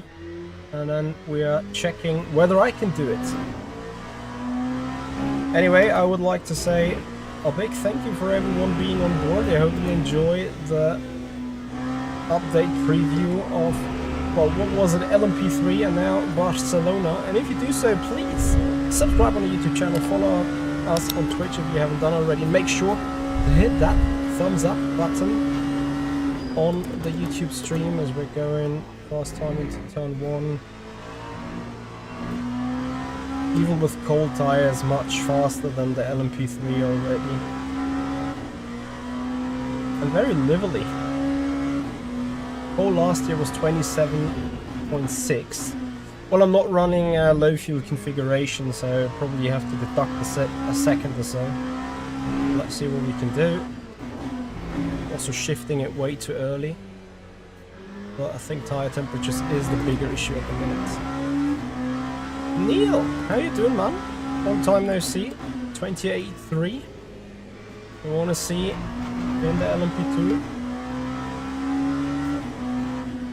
Seems you need to spend another €10. Gamepad Racer, why would you not? It's awesome content that you get.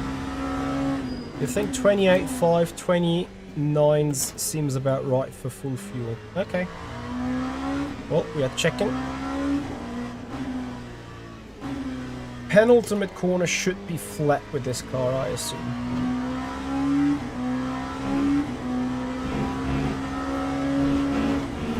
Not yet. I mean, it almost was, but... wow. Oh, this is so much fun. 33.4. Trying to build up that tire temperature.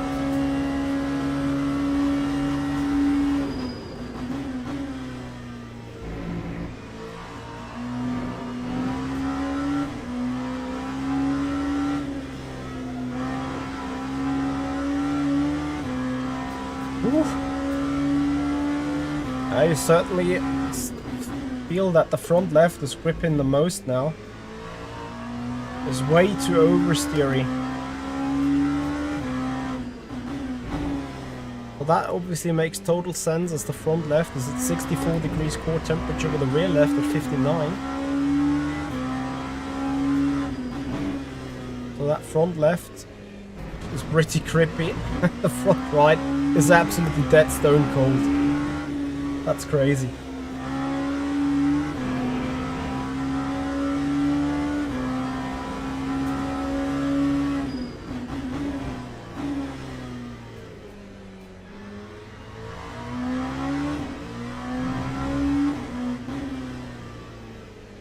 So let's see how easy the penultimate turn is flat now. Yeah, no problem.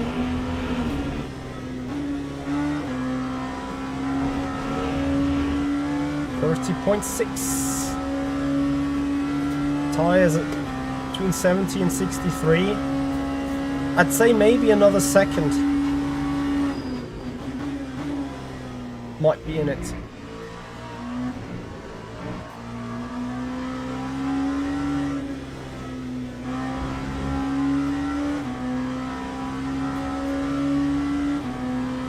I'm using the vehicle set, so I think 334 degrees or whatever it is.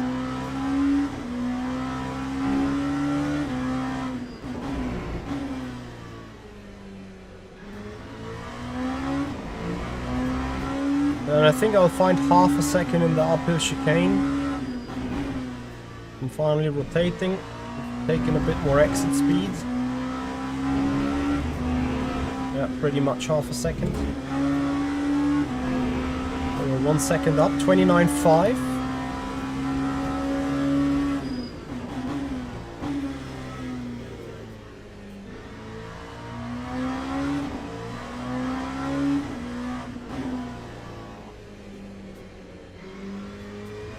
Probably right tight is the better line. Through that third to last corner, a bit of understeer.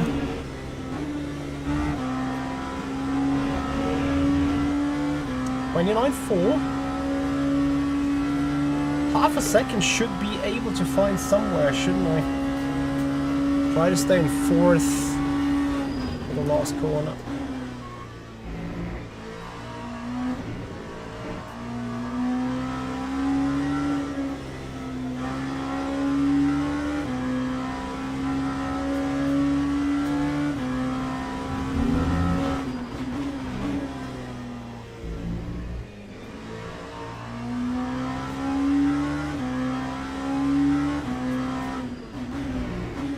So scared of that front left lockup in a turn 5.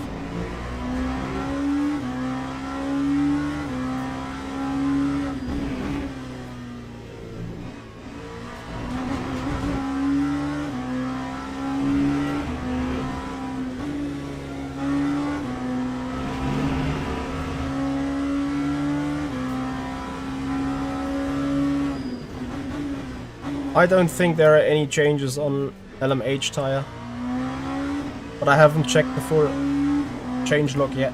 I'll have to do in silence and then study it a little bit.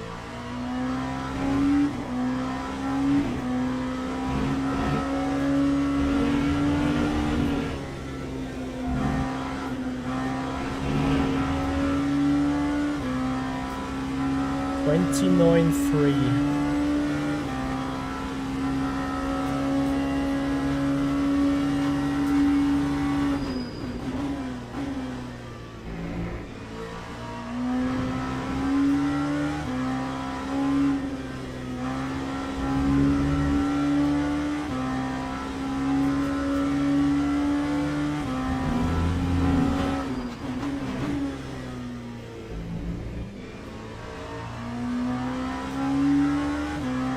Really on the edge though. Was that too late? No, just about fine. Deep trail breaking into the turn, finding another 10th.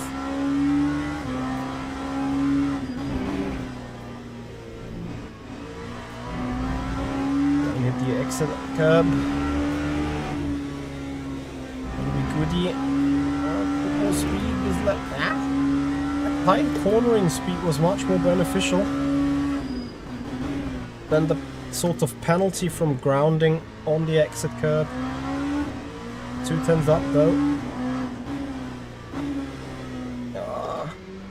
Yeah, speaking about tight white tide, right? F.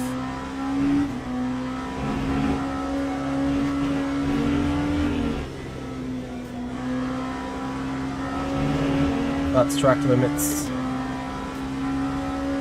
A 10th. I can do 29.0, I think.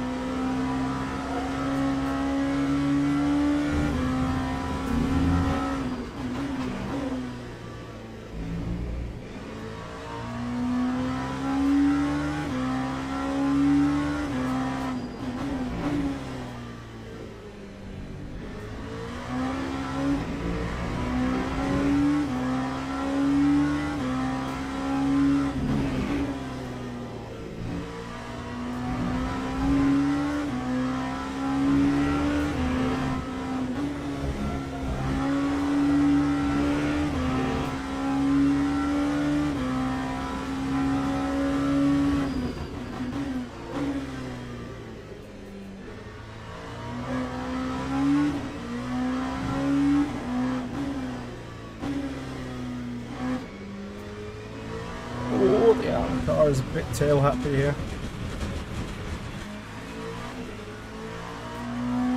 Alright, set up the last corner correctly.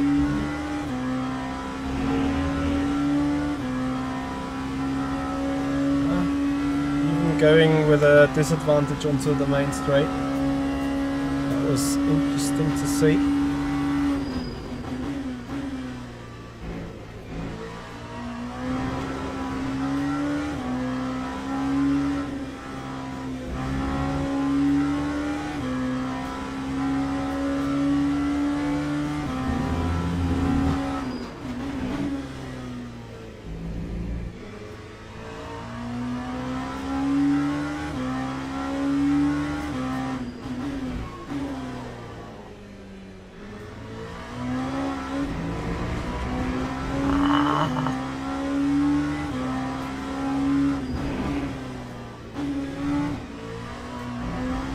Lost the 10th down the hill. We regained that 10th up till turn 9. I keep losing it in the high-speed corner. That shadow is so intriguing to use it as a braking point while you shouldn't.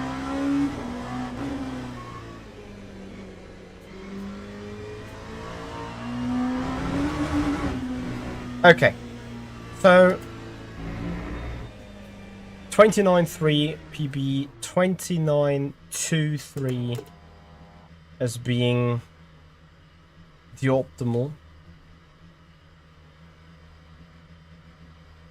Maybe a 29.1, right? So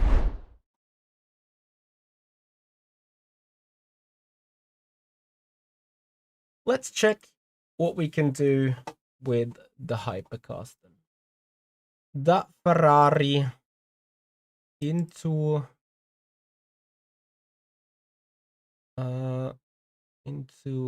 Barcelona heavy grip starting the weekend.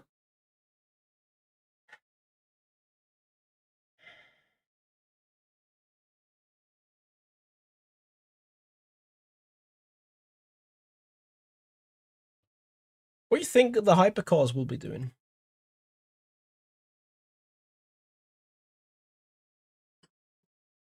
Well, I will take Sebring's setup from yesterday to see what we need for the car.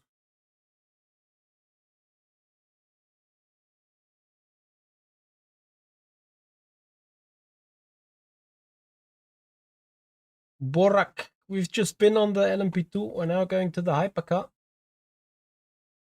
The same or a bit slower, supposedly.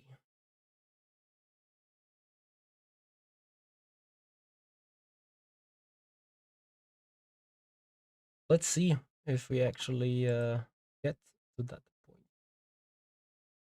of doing 29 twos.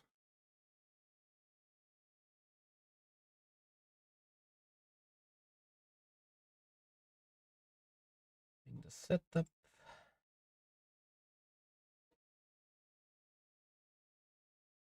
I will later on try. Oh, Stephen Bailey with a raid. I'm so sorry, man. I didn't see you. Thank you so much. Big shout out to Stephen Bailey.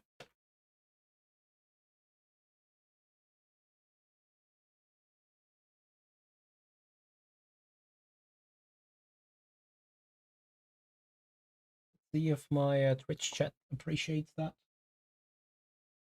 Actually, it does not. That story. All right. Setup of the car. Where are we? Sebring. Let's just take the 4 hour Sebring setup. And we be goody. Oh! Camera! I'm sorry. On back to controls, calibrate.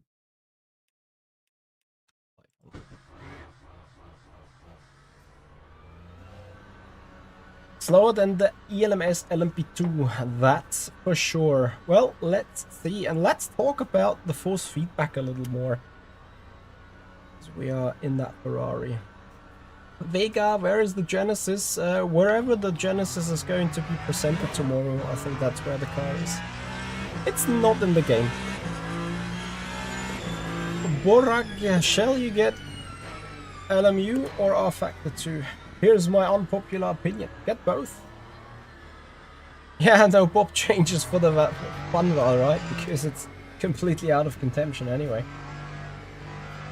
Oh, those cold tires are so incredibly sketchy on these hypercars.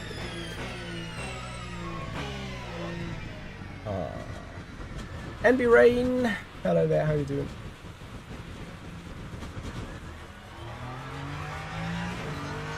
I always thought GT3s and LMP2 have the same kind of tire, together with the hypercars. But looking at how this hypercar is handling now, I refuse to suggest or admit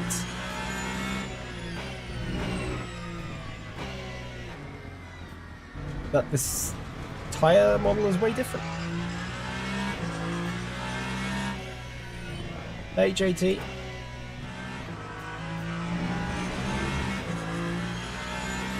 Ah, that's the difference, okay. JT, this is the Ferrari. Yeah guys, once again, thank you so much for being here, everyone. If you appreciate what we're doing, if you want to see more of the more ultimate stuff, then please subscribe on the YouTube channel, follow us on Twitch as I'm clipping the battery, yeah?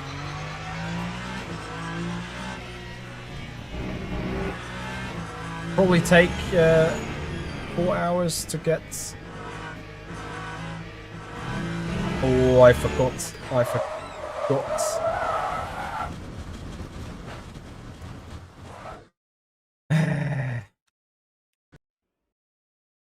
I forgot changes in the track. This is the stupidest feature. Like, they bring out the new UI, and this time I really have to be sore about them. Because they bring the new UI, and every single fucking time, excuse the language, the stupid real road preset resets to medium or light or whatever. Can it just not stay in the place where it was? Like, that's the whole point. You don't get the new tires, man. You're not alone, Liga. You're not alone. It took me ages to get this goddamn tire right. And I still haven't understood it, have I?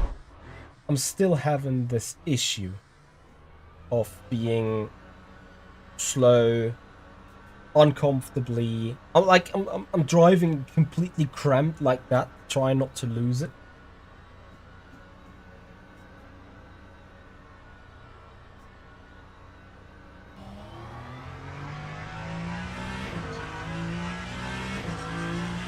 I could consider with you know, with the Goodyear type of tire, the Hypers would be okay, like just okay. But that Michelin is, I don't know.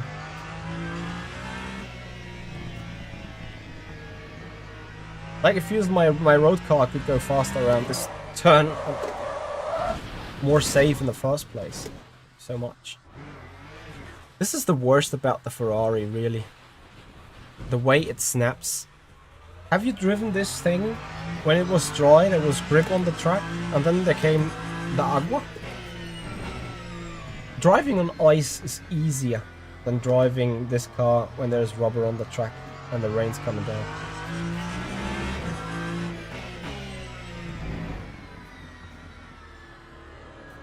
Vibration, no vibration, vibrate.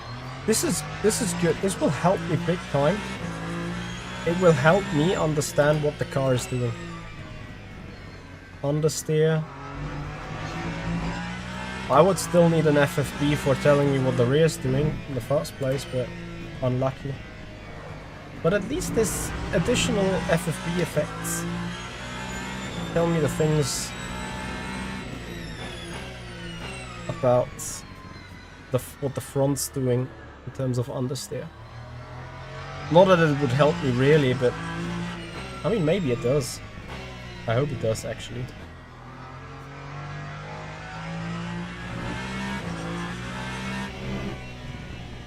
The game feels worse, it seems. Well, Francesco, what do you... on which kind of findings you base that accusation? Because nothing has changed on the hypercars ever since.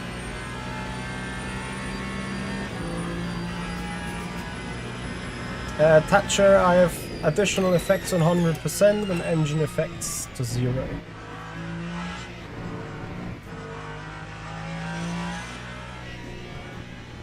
Hypercar is indeed like a survival. I don't enjoy them as much as I did before.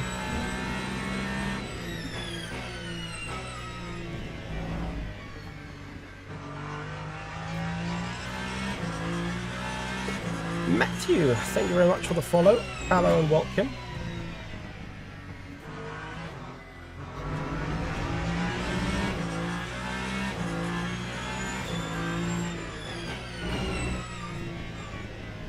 And by the looks of it, this feels way slower than the ELMS LMP2. Which makes sense, right? The ELMS LMP2 would be probably as fast or close as fast as the hypercars in real life on many racetracks. And because of the high-speed aero-dependent corners that we do have here in Spain, turn 3, turn 4, turn 9, turn 13 and turn 14, I would consider this being probably just another track where the ELMS LMP2 is much faster.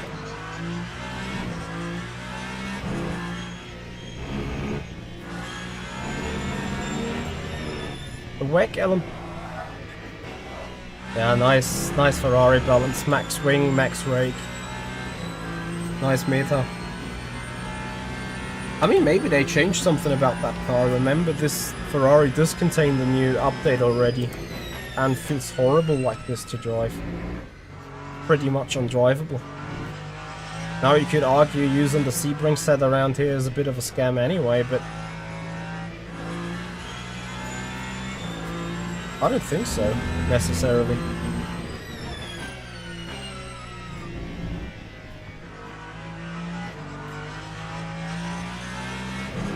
So turn 4, the front engine having none of it because exit speed is below 190.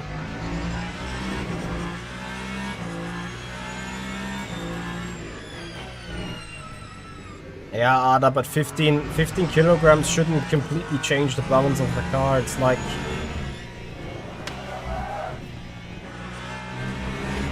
fuck that shit.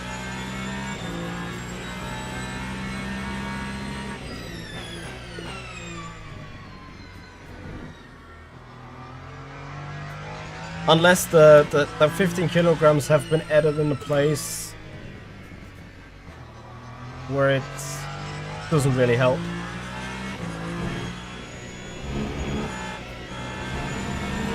Like, I'm even losing it.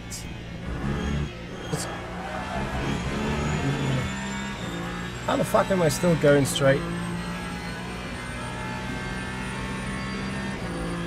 Yeah, but where is the fuel tank weight being placed on? Because adding 15 kilograms is just like driving with 100 instead of 80 liters of fuel.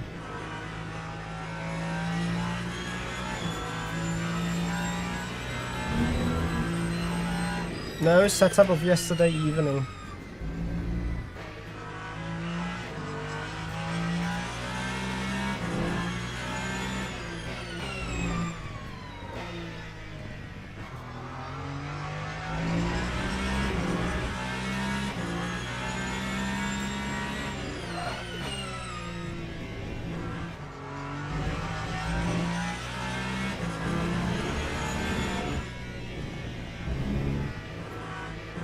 Yeah, exactly, and I would expect the center of gravity, like, you know, the kilograms are being put on the center of gravity, so where the balance is at in the first place.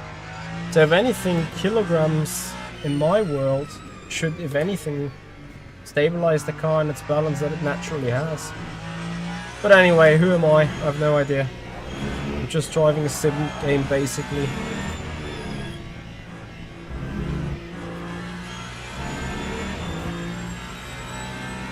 Nope, I haven't tried a GT here yet. So, what was the lap time? Oh, invalid. Sorry about that again.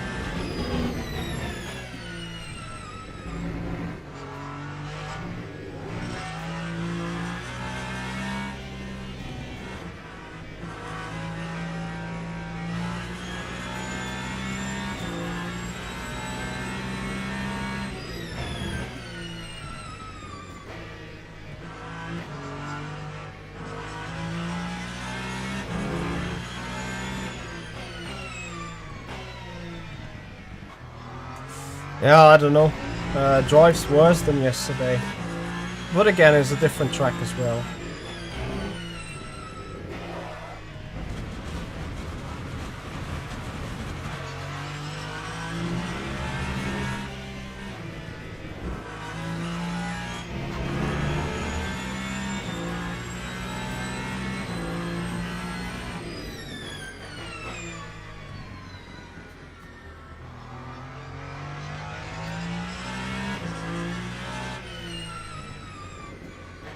Just stay on the brake, ever so slightly.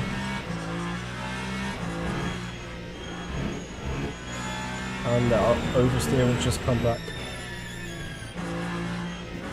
Like this.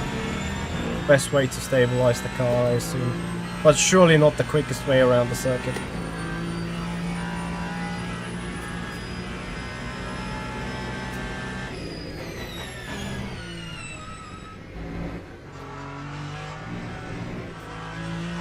And I think this will be a shit track for the Ferrari because it got so many kind of dray braking zones. If you dray brake, you understeer. If you're not dray braking, you're just losing it.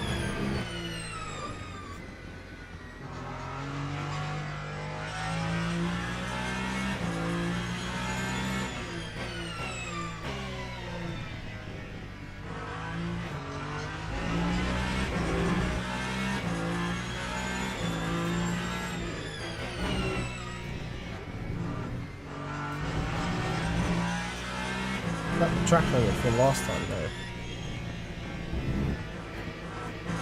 Just need to keep the differential alive.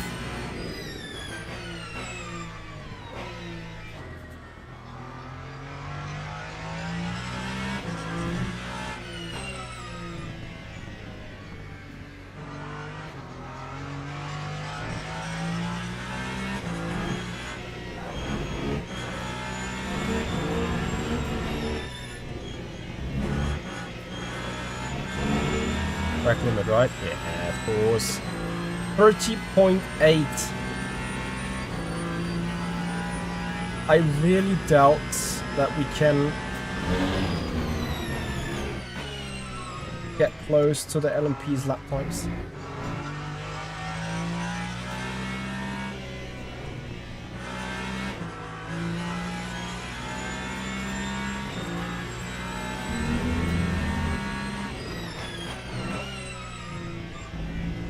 But driving that hypercar around this track is a hell of a lot more work than driving the LMP around here. The only thing that came close to being as tricky as this was the Ligier LMP3.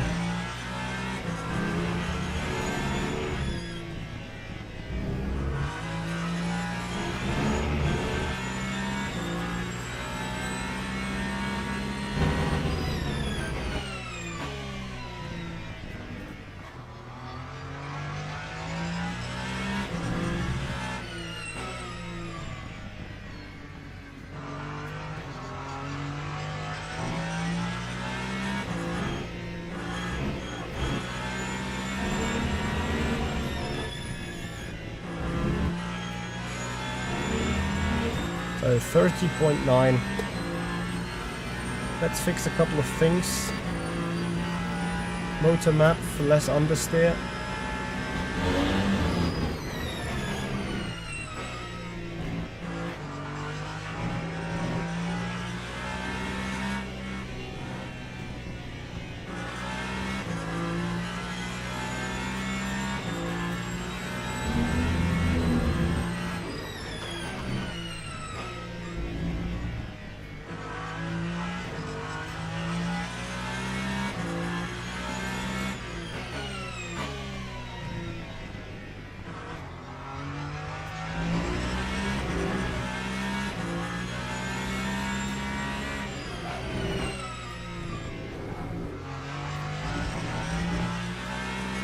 Surely depends on the car. Eh? Was that 30.9 not Velen that I just put?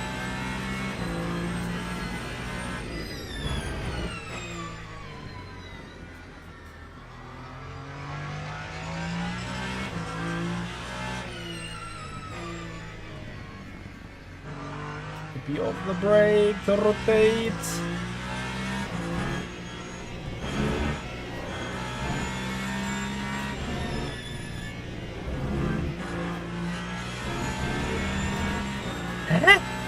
Where the fuck am I off tracking the laps? Although this was fine now. 30.5.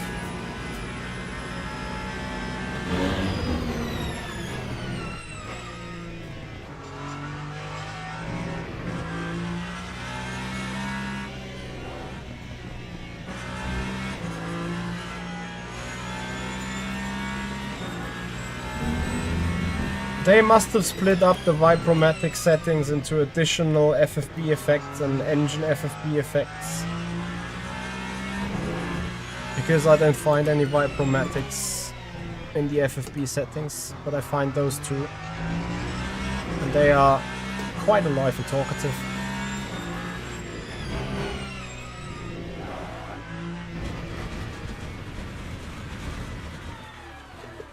Ada, let me see. On that setup. I think there's more in the car than what I can do with it right now.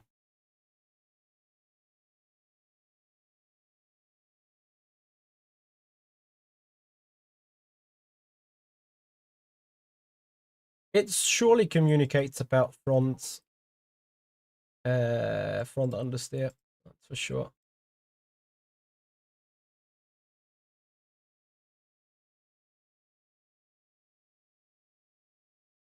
I'm gonna do something pretty drastic.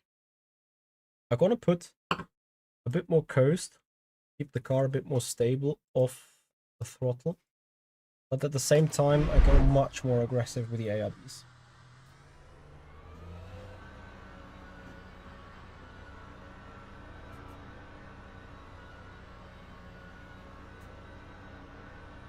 Well, it's advanced. We can quickly bring it up on screen, of course. Here is the controlled force feedback. Additional force feedback effects and engine force feedback effects. I mean, I've had them off now. I can turn them on to just see what happens, but I think the engine force feedback effects, they will give me some feeling about the TC kicking in and stuff like that. So yeah, let's see how it goes.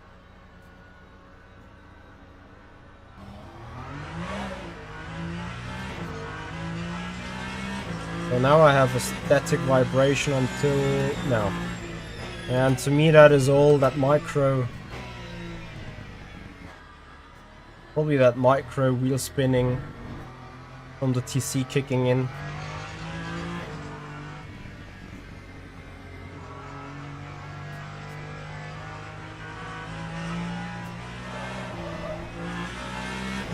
Actually, let me try with the burnout, or like TC off, or holding the button.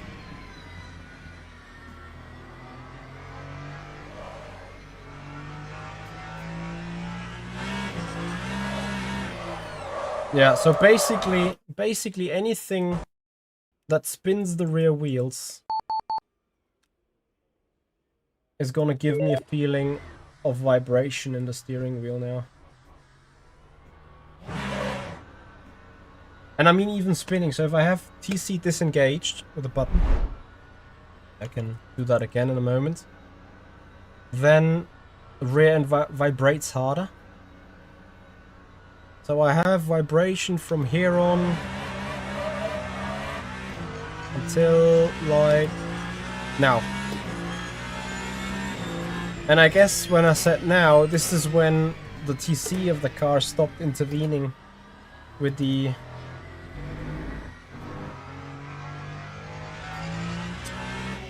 power. Here I obviously have that understeer vibrations, TC still kicking, Maybe we can show from a different angle with the LEDs. Nice mirror placement. But maybe the LEDs will show you on the steering wheel for how long it's vibrating. I'm gonna say stop when it stops vibrating. Now.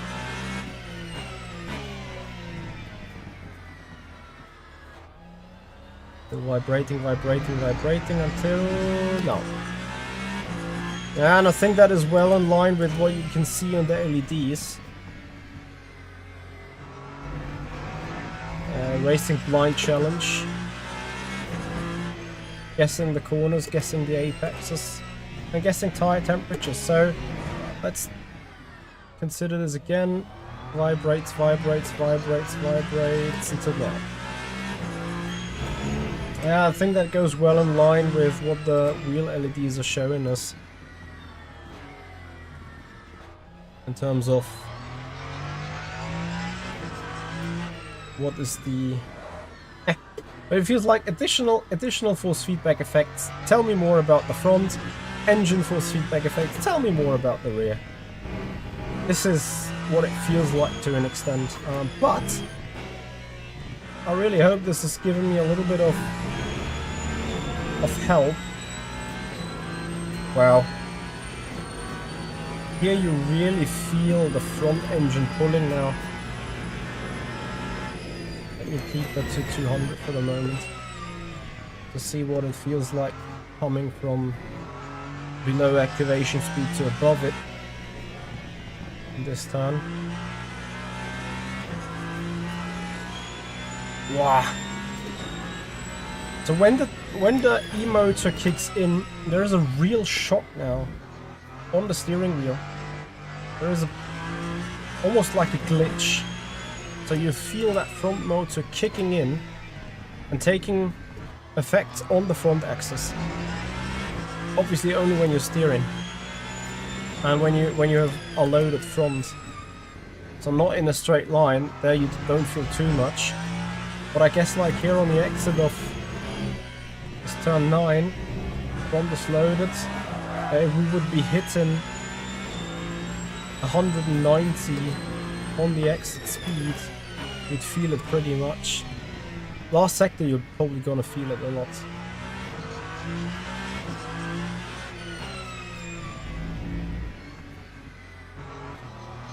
Yeah, Matze, to be honest, I think a bronze driver in the Le Mans Ultimate Dailies doesn't get to the experience of driving a hypercar, if I'm not mistaken. Okay, this is a bit too much. Maybe, maybe not.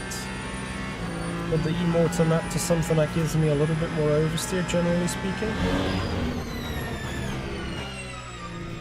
Hypercar is the only car that can brake outside of the track on that curb, though.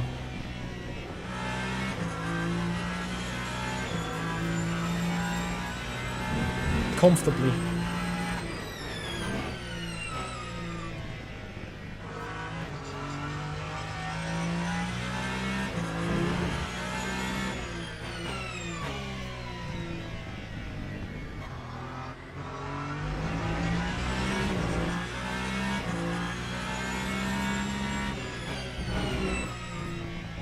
BS Power Sports, you need to go back in my stream till the first 10-15 minutes. I ran maximum graphics on a 44 car grid size. Well, I did that, and it was a significant improvement to me.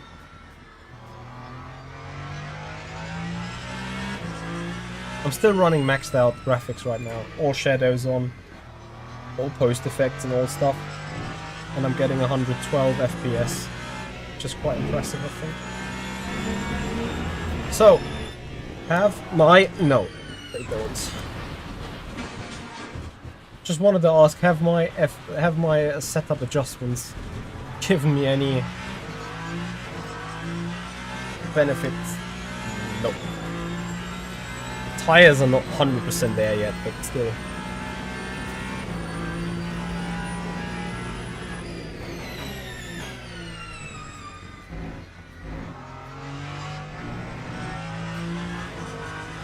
Nicholas, I don't mean about bronze drivers in real life.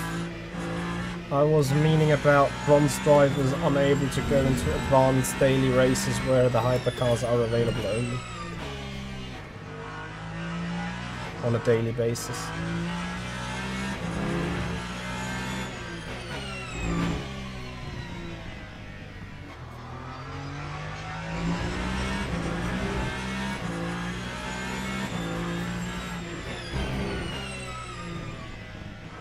Oh boy.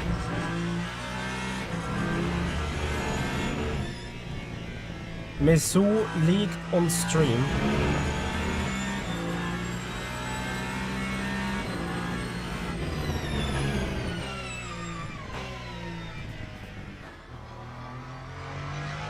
So he's driving a Genesis or what? Jay, I don't know how the bob's going to be. My Ferrari got fucked for VMS, so that's all I know. And it's literally also everything that I'm interested in at the minute. Anything else, the community will figure out.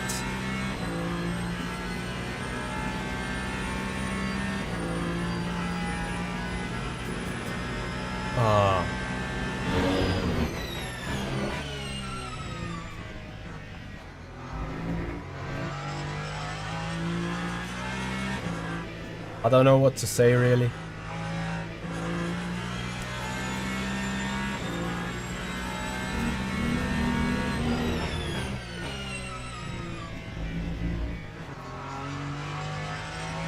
So, is he the one with a Reddit post, or did he just do that 5 minutes ago?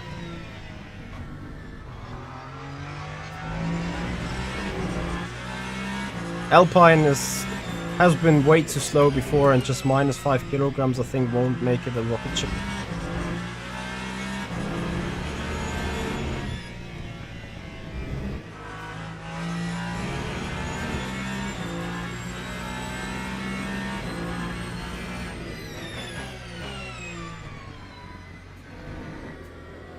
Ah, I see.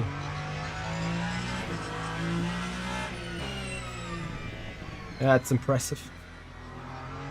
I mean,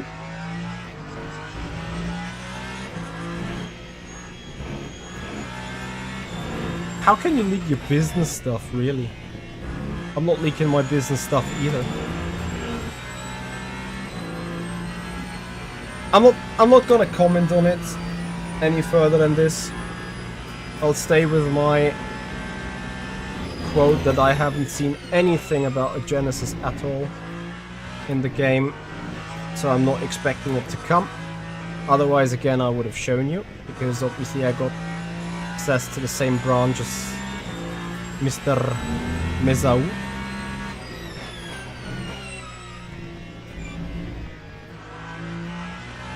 But what I can assure you, and this is the reason why I ask you, please, if you appreciate the stream, if you appreciate our channel and community, have a subscription on the YouTube channel, make sure to ring the bell, and also follow on Twitch, because if I find out tomorrow that there is the Genesis indeed available, and it's not just like a teaser of any future situation, then we're going to be live and drive it, of course.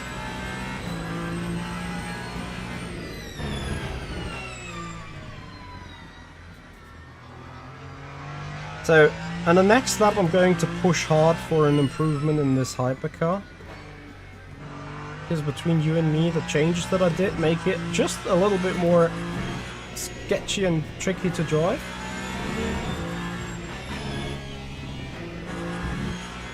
But I think there is potential to it. Go a bit quicker.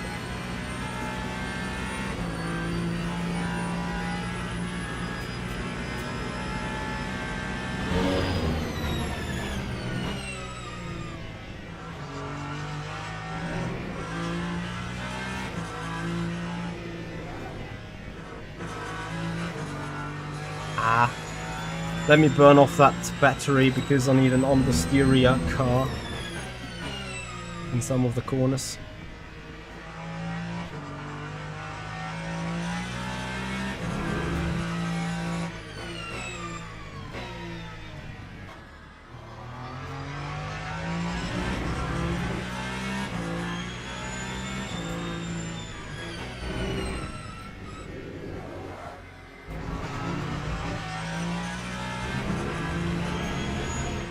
then I add probably a click more of brake bias to the front, just to keep that a bit more stable.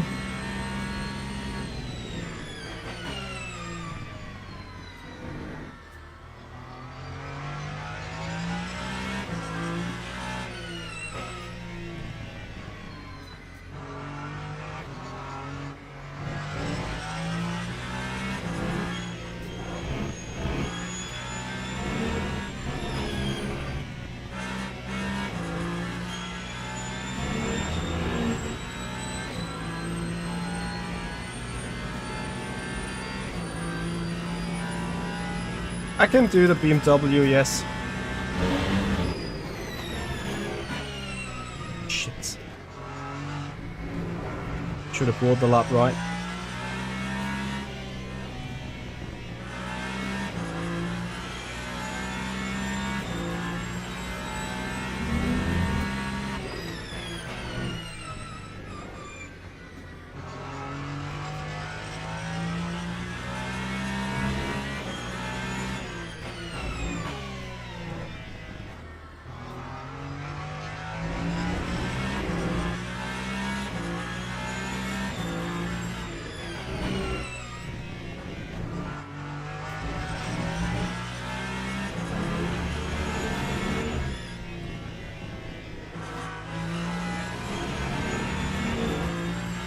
It's not that bad of a lap for not having aborted it, actually.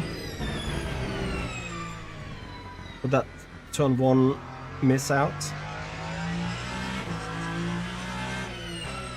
In fact, I'm even going purple in the middle sector.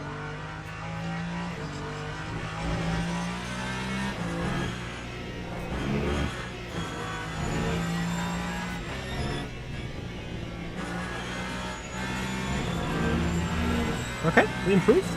30.3. I think I can sense a 29 in this configuration.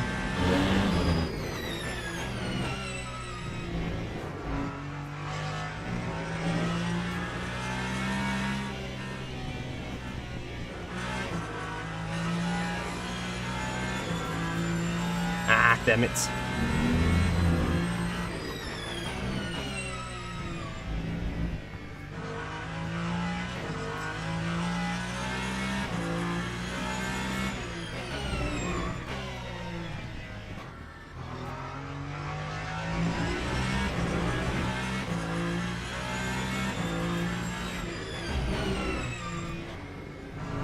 I love Barcelona, it's one of my absolute favorite racetracks, not gonna lie.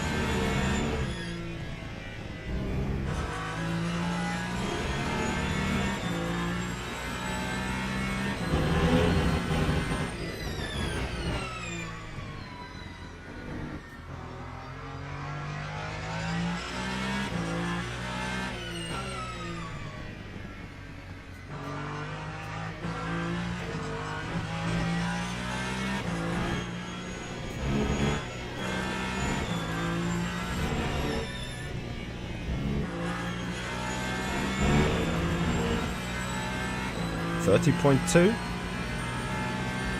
I'm starting to get a bit more of a feel for that Ferrari again, but it's still a bit edgy to drive.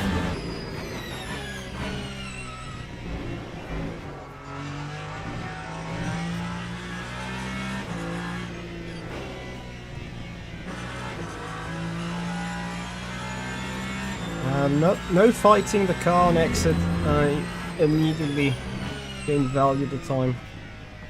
And here it just seems like you need to stay as close as possible to the inside line while having a good acceleration on things. I just ran wide. Okay.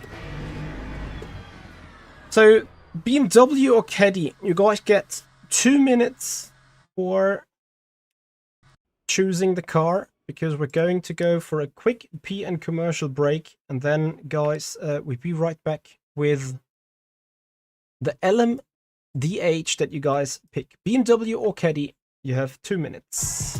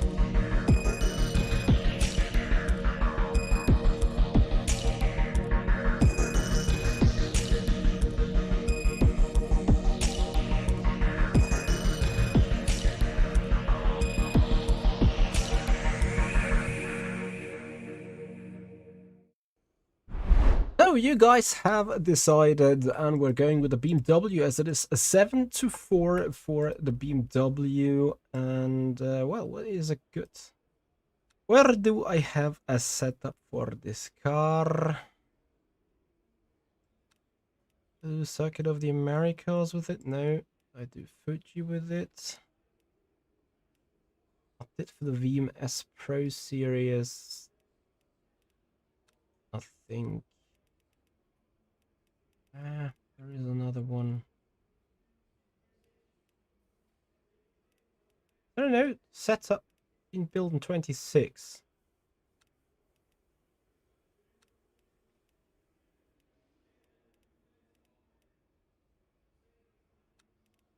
Well, Falcon at Portimao must be the way to go then.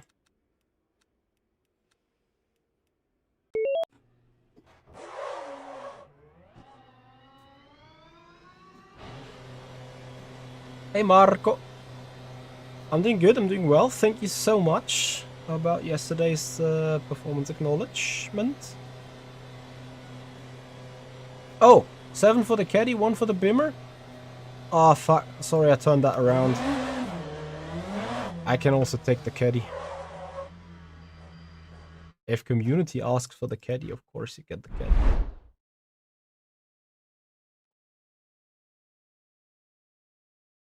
Hey Crispin. So.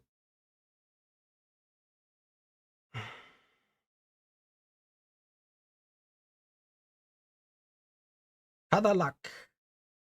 What is it? There it is.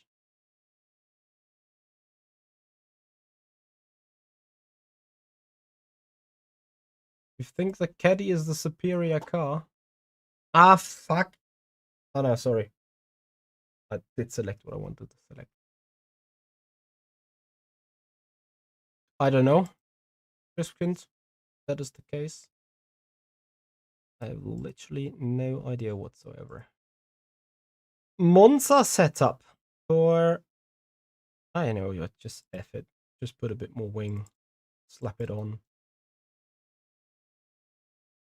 And pretend we're at Monza.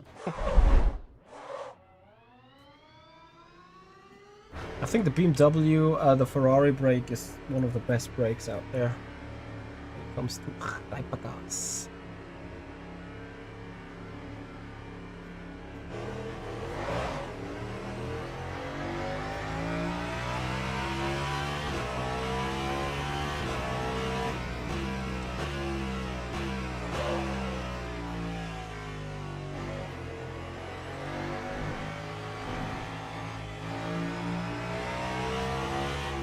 Let's see if the Caddy is any faster than the Ferrari. What do we have to beat? 30.2?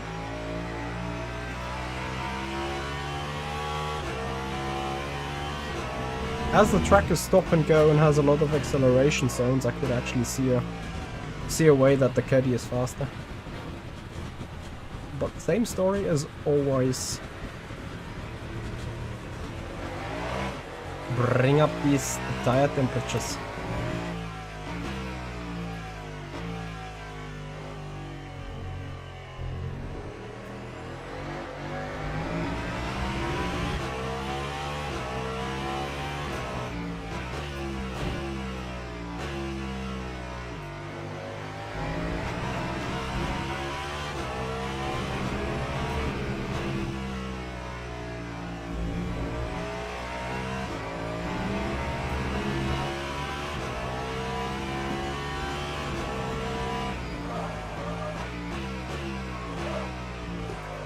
Hey, what is that brake lockup?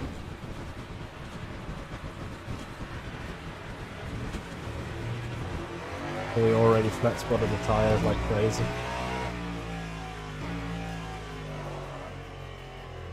Now this car comes spinning around me as well. It better be the cold tires, not gonna lie.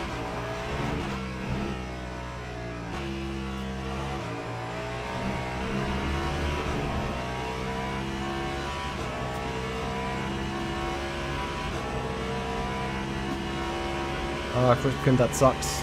We'll do better next time though. We've all been there and have done these things. Man, the Caddy has like no brakes. Seriously.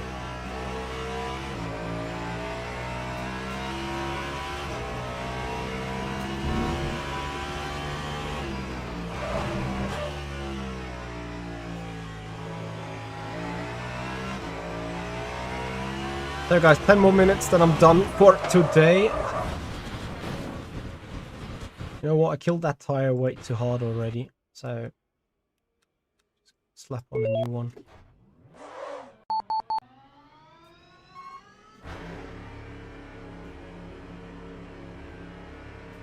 Well, maybe Chris Pinty ran some assists, you never know.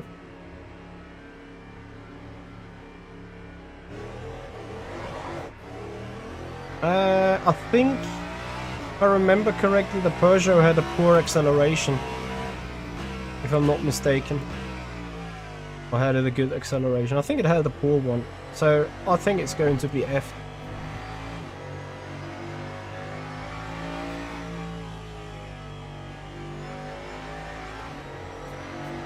That FFB enhancement is really a benefit, I believe, though.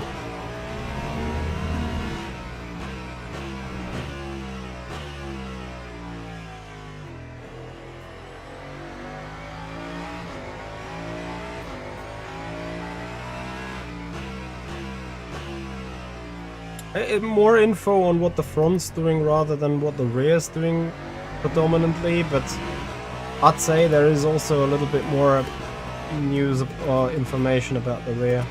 Not significantly though.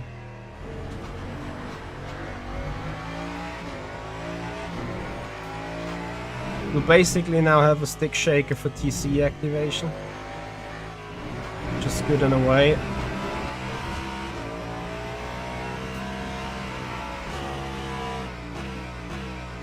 Wow, did you see the skid mark from the lockup into turn 10 underneath the bridge? That's crazy.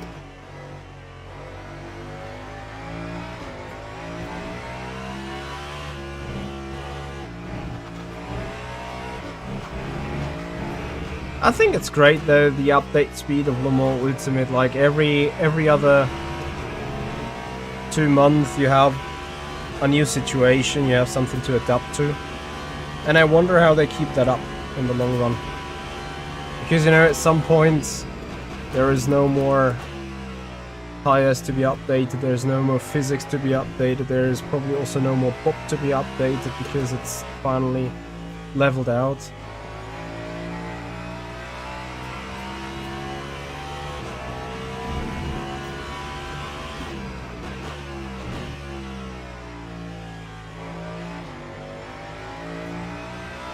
%60 brakes looks like a sweet spot?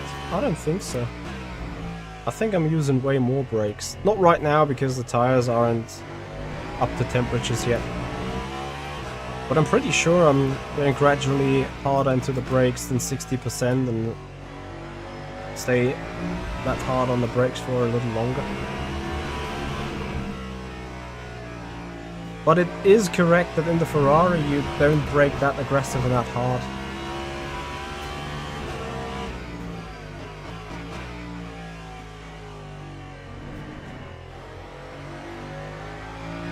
Caddy is way more understeery.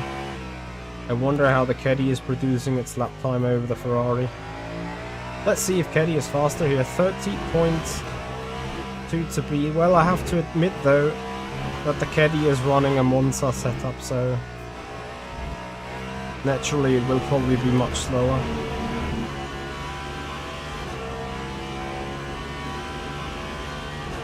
I don't see tire temperatures getting me up to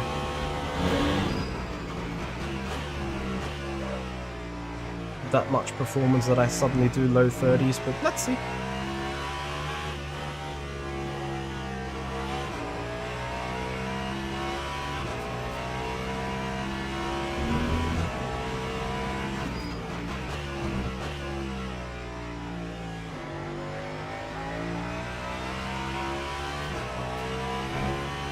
So guys, as I'm ending the stream shortly, in 10 minutes, I would like to ask you to all stay in the end because I got a little A little teaser for you ready.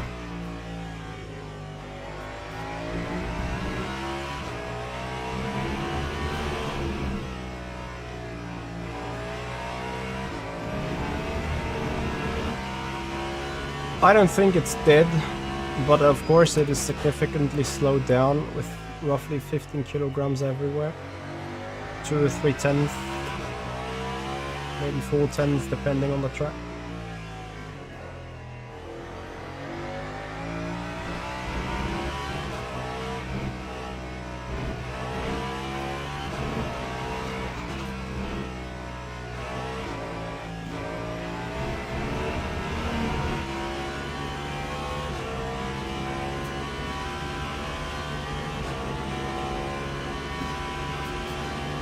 I don't know. I hope that this change takes this stupid meta of max rake, max wing, max downforce away. It's just a horrible feeling to drive that car, just the very same with the Peugeot.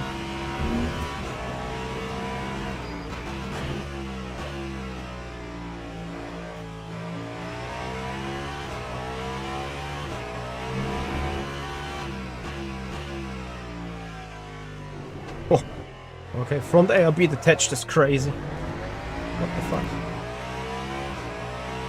And rear ARB detached is equally crazy. Car doesn't rotate at all anymore. What the hell? Now that's sick stuff.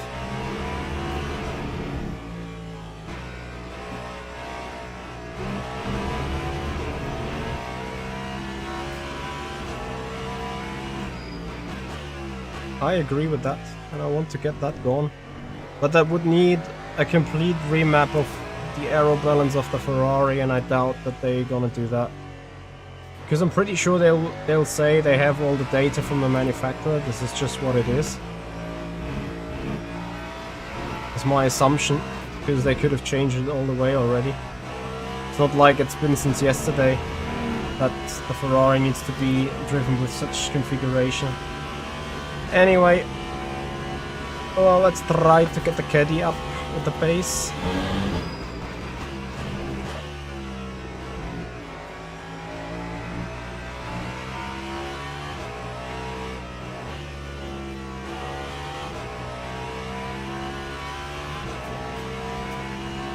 I feel with that vibration at the rear was all the way on the edge now. So yes, I would assume at least that vibration tells me a little bit more that the car is on the edge, which at least is giving me an indication that something is wrong on the car when cornering right now. And that could help me big time. This is the thing. As much as I've spun around now still, I felt on the entry something isn't quite the way it's supposed to be. And that itself is enough to give me that little bit glimpse of time to react earlier, between no communication at all on the FFP beforehand to I'm vibrating in a way right now. That is like 100% benefit for me.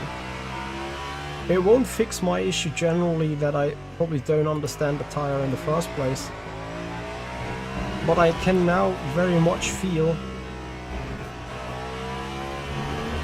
how much on the edge I'm actually sitting with the car. And I think that in itself is the biggest benefit that I can take out of it.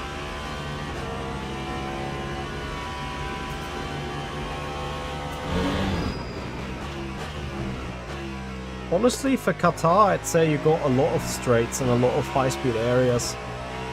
So max wing to me doesn't make any sense at all. You could also argue that you have high downforce or high-speed turns that require a lot of downforce. That would make sense as well.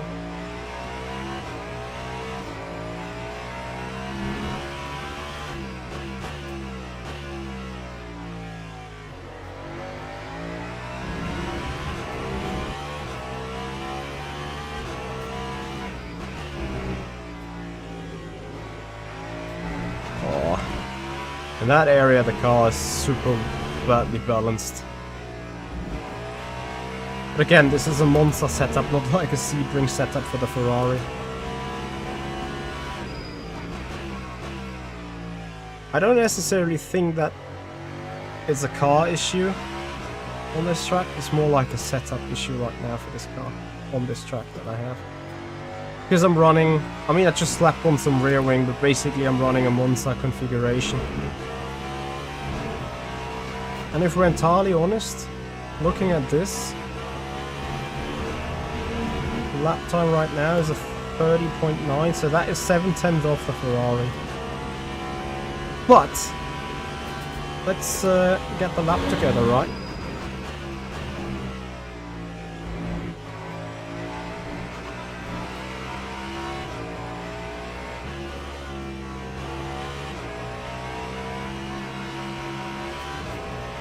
Not like this.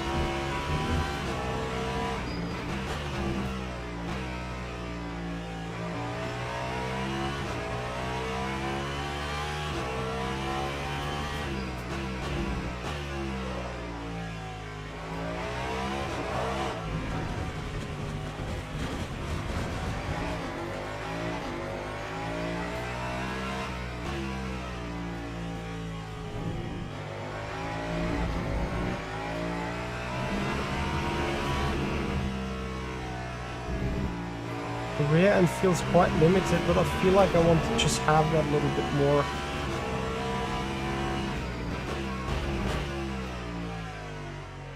And then I put the cut up. Istvan, thank you very much for the follow. Oops. Appreciate your time and support.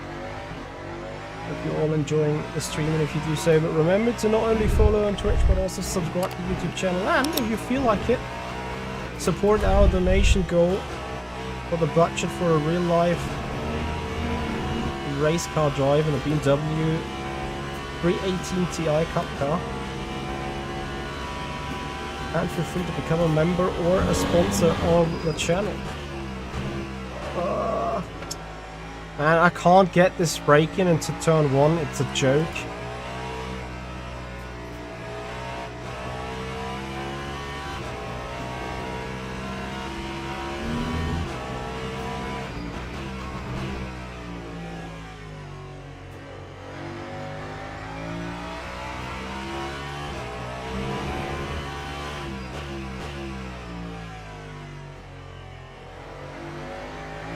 That car is responsive on the A up. I'll 100% spin in that upcoming chicane.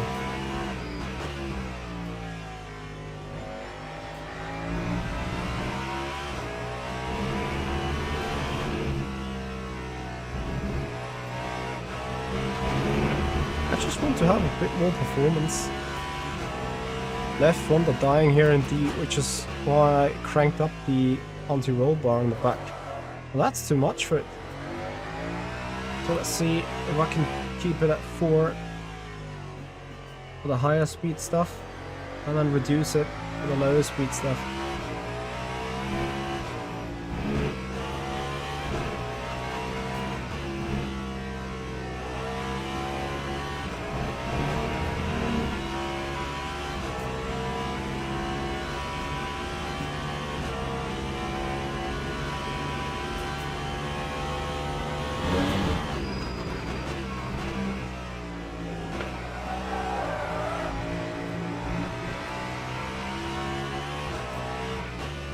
Just pretend that this was fine, right? Don't know why I just can't do it.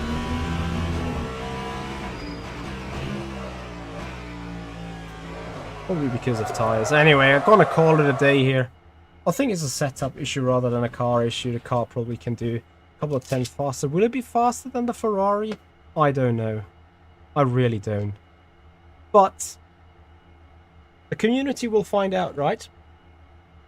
And since I told you about it is worthwhile staying on this stream till the end of it, which what we have reached now, I obviously want to redeem my teaser that I have promised to you. And the teaser is we're going to have a raid on Twitch. That's the first part of the teaser.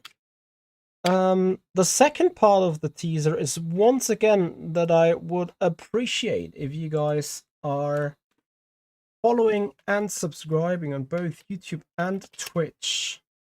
For more Le Mans Ultimate content. And then the actual teaser will be watch this place tomorrow 11 a.m. Till that, guys, see you and bye bye.